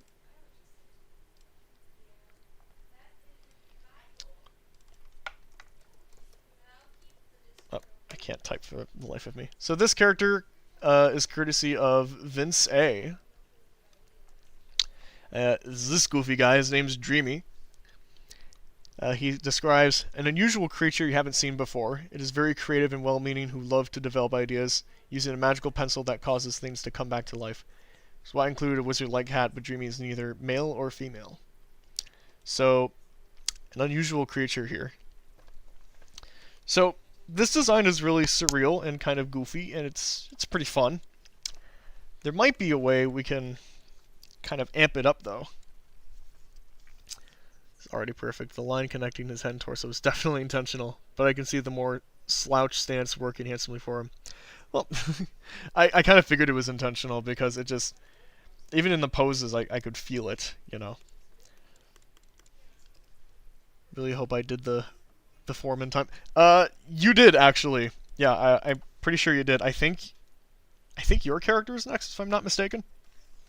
Should be after this one. Yeah, I think it's just, we're down to 4 characters now, so we're almost done. It's almost 4 o'clock and we're almost done. So I do love these big eyes. One thing that I do see missing that we might be able to include. So I see the earthworm Jim eye there, so I'm gonna throw that in there. So one thing I do think we could add is like, trying to think. Because there's honestly, it's a pretty solid design. I would probably change his hat up a little bit, just so it's like a little bit more well defined. Like, let's see. Like maybe it can be like slightly oversized too, or something. Like this. I think that would add some really nice visual flavor and some more logic to this design, because otherwise To me, it almost looks more like a Christmas hat, the way it's drawn here. So something more like a traditional wizard hat might sell that idea a little bit more. So something kind of like this. And then as far as his body is concerned, it almost does look like a draped cloak a little bit. And I also notice that the feet have no limbs. They are just walking feet. Which presents a question that I'm kind of thinking to myself. The body, I think, is fine the way it is, since it's a more surreal creature. So, let's shrink this here, so I can have room for all this stuff. That was a movie, wasn't it, of a purple crane or something? Well, I think it was. It was originally a book series, but then it got made to a really cruddy live-action movie. At least from what I heard. I heard it was pretty cruddy. So, when you have legs like this, my impulse is usually, okay, he has to have, like, no limbs at all.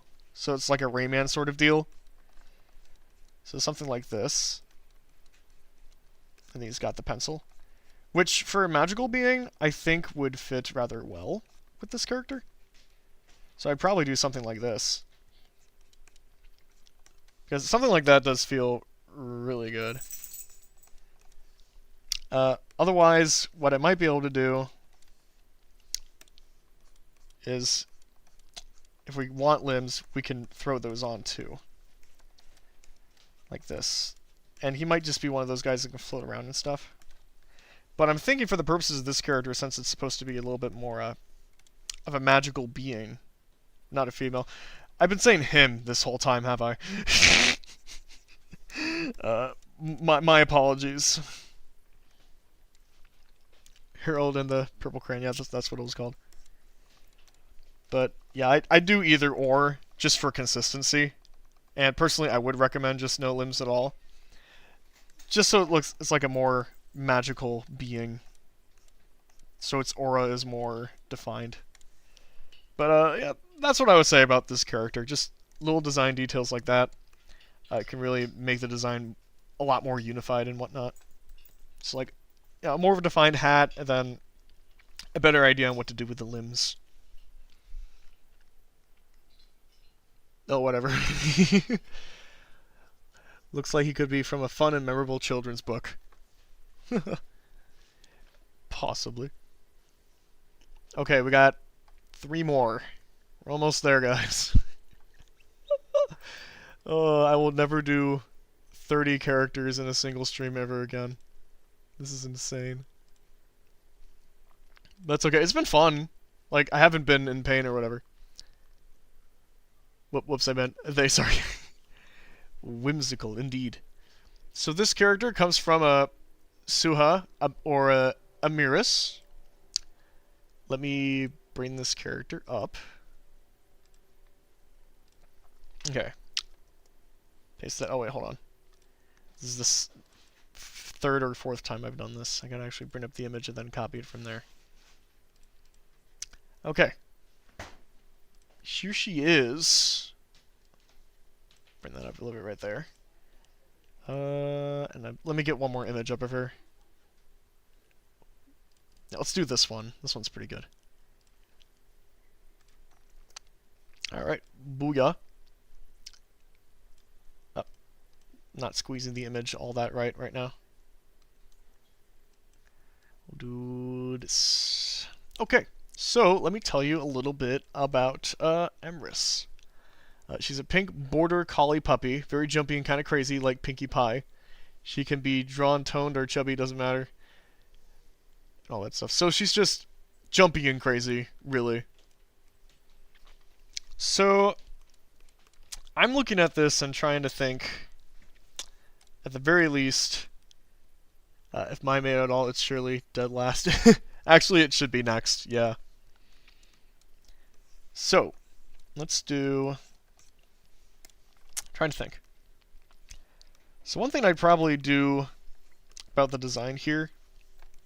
So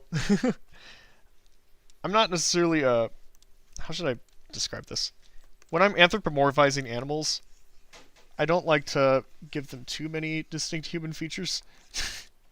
So for the body here, I'd probably just do like a simple like chest thing sort of here. Like that. Floofs there. Then a body there. And then I'd throw in just like the slightest hips there. Just because I still want these animals to... I don't want them to be like models or whatever. I'm not saying that this is the case, but this is more like a personal preference thing. Especially since this is a puppy. I want them to feel somewhat youthful. So that's what I'm going to try to do. I'm going to shrink in the torso a little bit so it's more proportionate. There we go. Oh, wrong brush.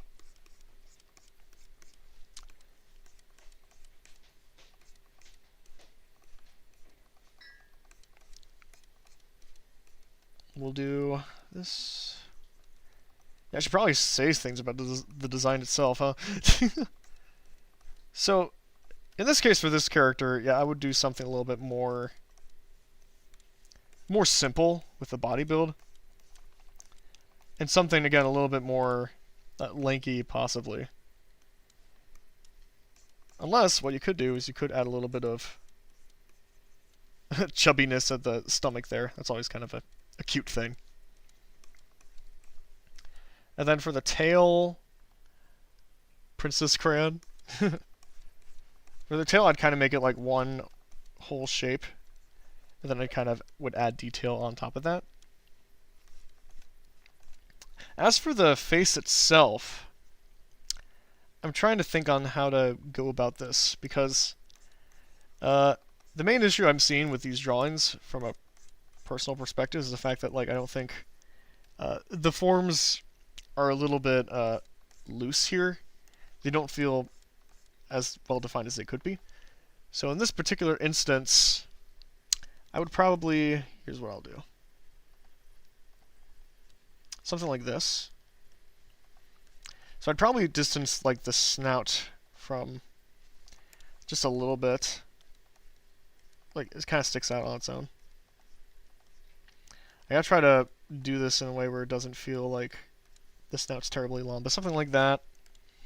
I'm noticing this particularly with this red streak. I want to figure out what to do with that. Because the way I'm seeing it right now is almost like a separate section rather than a part of her face.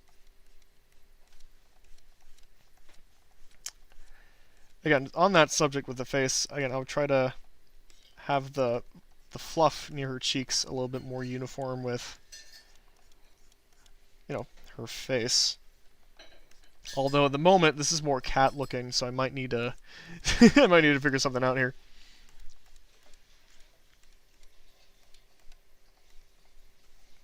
So I like her X eyes a lot. Those are really cool. I think they add a lot of energy.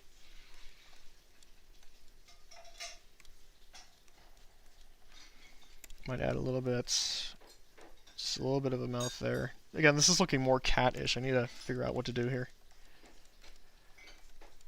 I would maybe make her ears a little bit bigger, so that way they're a little bit more obvious in the silhouette. When the cheek floofs are so long, they can sometimes, I think they can compete. Unless you do it the other way around, where like, I don't know, the cheeks are a little bit smaller, the floof. Something like that, maybe. Oh. Ignore what I just did there. Does not have a dress or wear a crown. But how would you know if she's dead?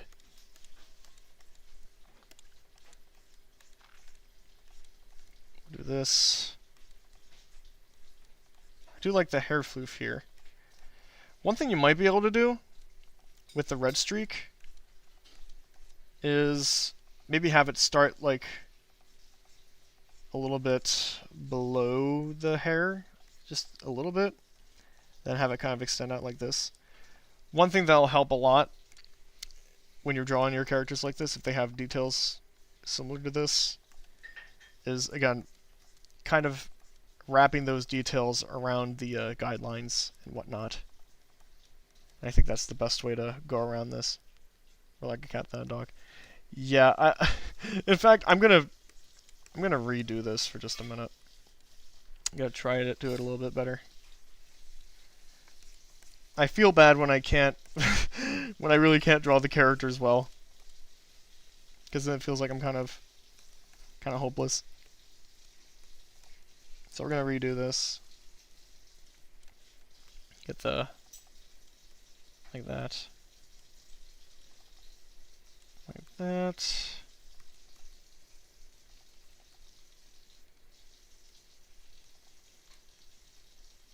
Something like this.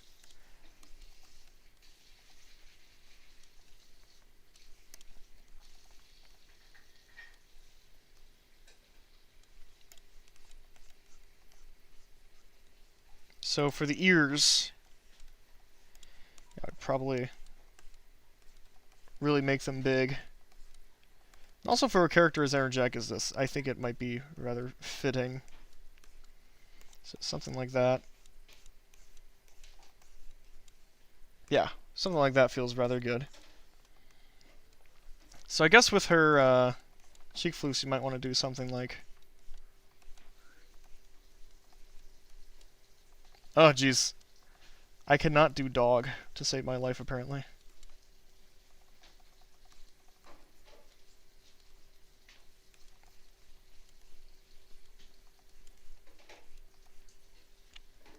Let's just pretend that... I think it's just the way I'm doing these ears. It's not working all that well.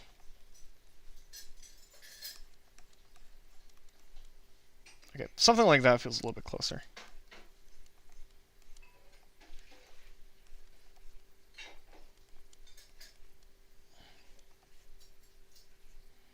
Now the eyes are a little bit tiny.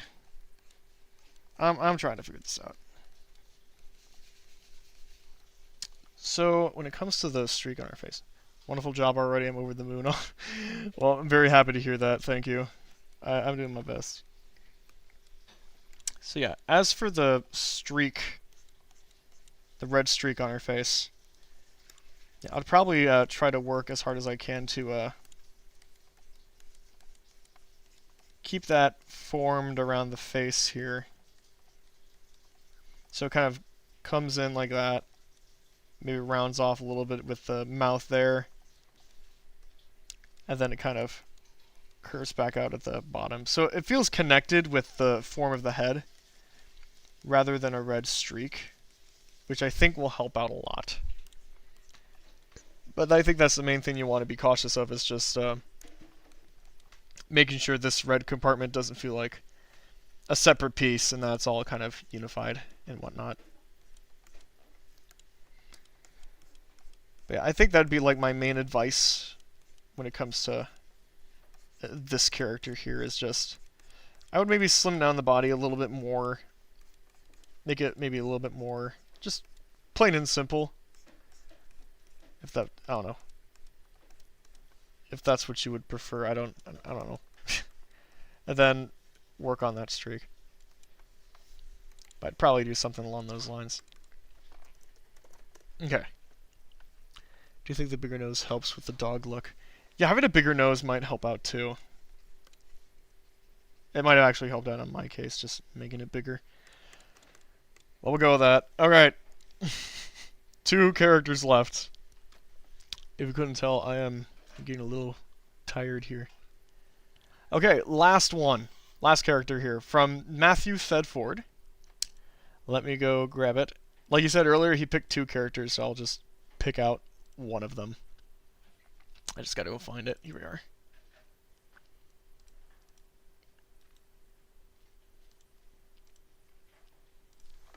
So, give a warm welcome to Jasper and Jack.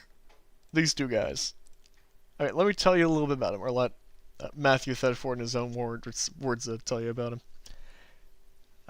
Jasper's a cunning fellow, never passes up a chance to bamboozle someone, be it on stage or off.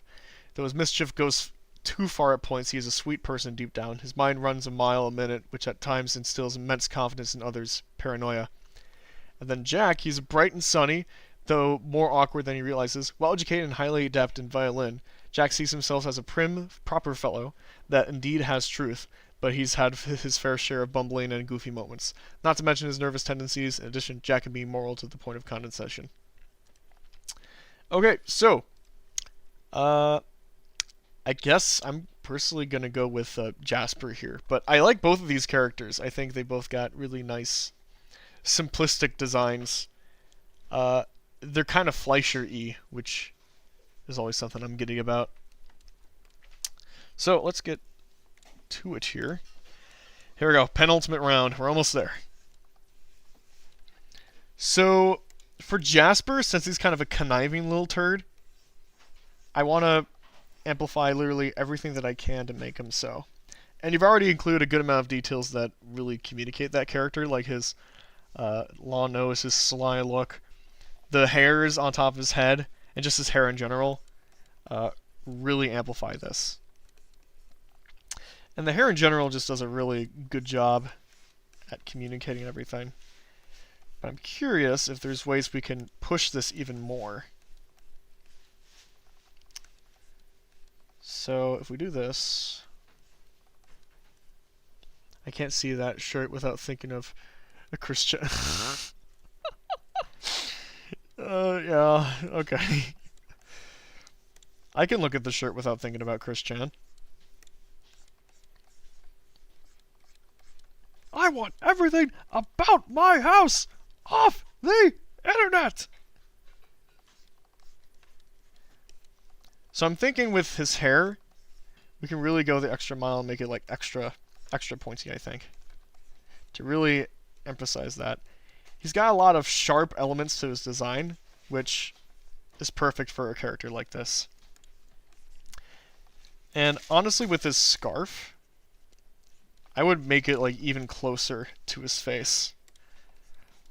Like something like this. A little bit. I think that has a lot of potential there. The Ludwig hair, yes. the Ludwig, exactly. But I would say if you keep him like really kind of, he's like condensed and also very sharp. I think that's like what you want to achieve with this kind of design. And also I think in the context of like as a duo, it might be best to kind of reconsider how you size this character. Because I'm kind of thinking that Jasper might look a little better if he's shorter, a lot shorter in comparison to Jack. Like Jack is the tall, sort of anxious one, while Jasper is the small, short, conniving dude. So I'm sure there's something you can do with that. Otherwise, I don't really have much to say. It's a very, very nice design, all things considered. I think all the elements are there. It's just amplifying those so that way they really work. Which I think you're on the threshold of.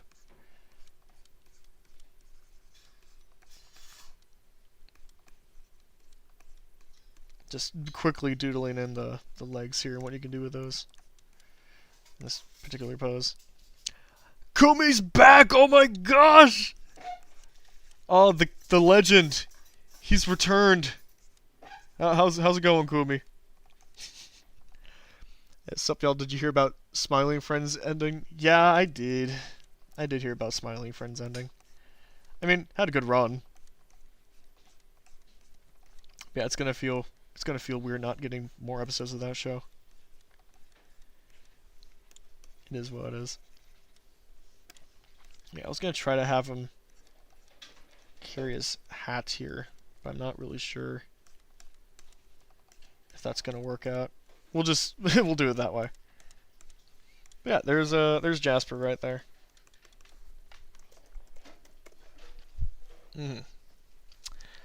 Okay, so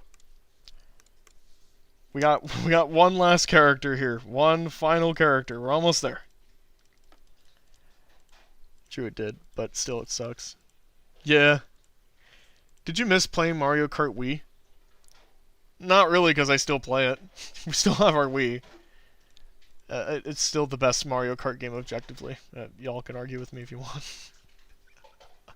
I love that game so much. Okay, so the final character is from this user, I guess. Their name is Katonari. What kind of a name is that? Hold on.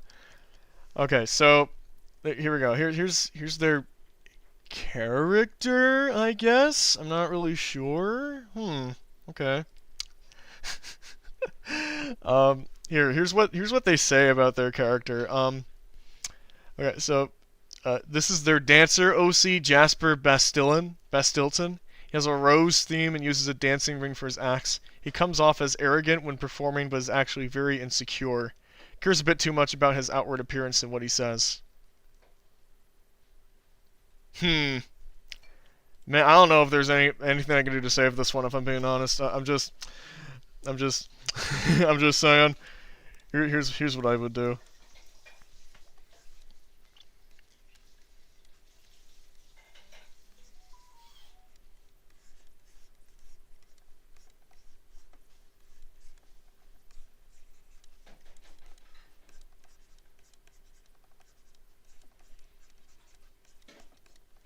Well, hold on.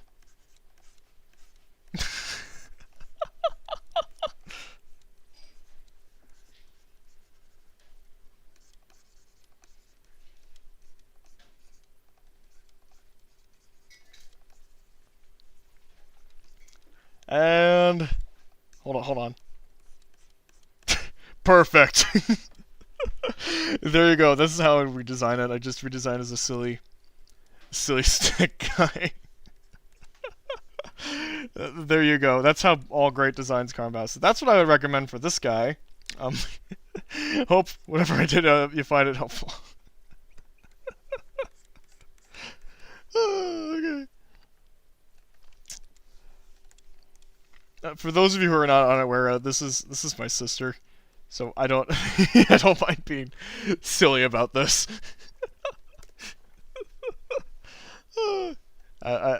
I play with my siblings a lot, so it's not a big deal. 10 out of 10, no notes. It's probably the best drawing I've done at all today, if I'm being honest. Definitely the best one. It is a really good design, though. Like Roundmaster said, yeah, it is really excellent. Another Jasper that performs that. Yeah, another Jasper at the end. Absolute cinema. Nice. She's all here for it. I'll do proper drawings of my sister's characters one of these days as like an apology. Okay. Well, guess what, guys? That is every single character. We did it. Should listen to Stress Relief by Late Night Drive Home. It's cool. Maybe. That is every single character. I did it. Oh my goodness, that was a lot to get through.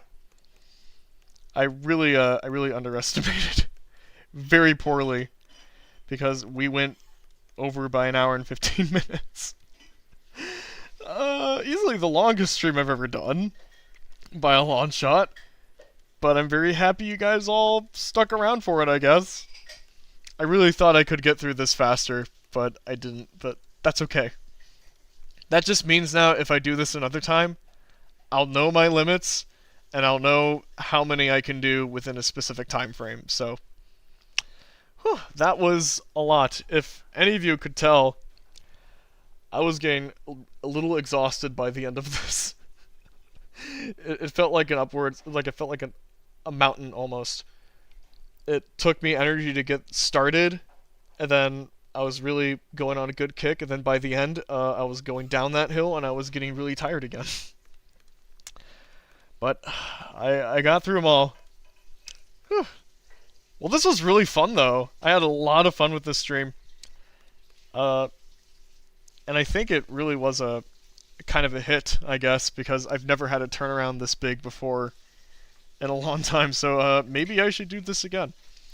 And there seems to be a demand for more OC draws, so I guess that's something I'm going to do in the future. This might be fun to make a reoccurring thing around here. Just for next time, I know for a fact that I am gonna want to limit the OC slots since I now know my limits and what I can and can't do. So that'll be coming down whenever I do this next. But yeah, super fun. Really great way to kill an afternoon, and I'm glad this all worked out. I'm very happy about that. So thank you everybody for participating and sending in all of your OCs and being there. It was really fun. You guys are so awesome at art. There's really great array of characters that I got to work with. A lot of these I didn't have much to say on anyways. But yeah, it was really fun. I really got to enjoy looking at all these people's characters and doing my best to kind of assess them. It also forced me to kind of think about like my own preferences and personal rules for character design and whatnot. So it's pushed me in that sense. With that said, though, I guess I'm just gonna close shop because I am a little bit wasted from this. Again, I did not expect this to take as long as it did. But yeah, I would love to do this again. This was incredibly fun. Drawing requests are in general are in pretty high demand, so don't overwork yourself. This stream was a blast. Okay, well, I'm glad you all enjoyed it. Yeah, yeah. This is technically like a generally a high demand sort of thing. I still think this is the biggest turnaround I've had for a stream in a while, though. Voice crack there. Any indication that I'm tired is the fact that I'm voice cracking a lot. So I should probably just scoot. So thank you everybody for tuning in, for participating, for sending your characters for critical analysis. And I hope to see you all next month, somewhere by the end of March, for another stream, whatever that may look like. So, yeah. Thank you, everybody, and take care. Y'all have a good one. I am going to go take a nap.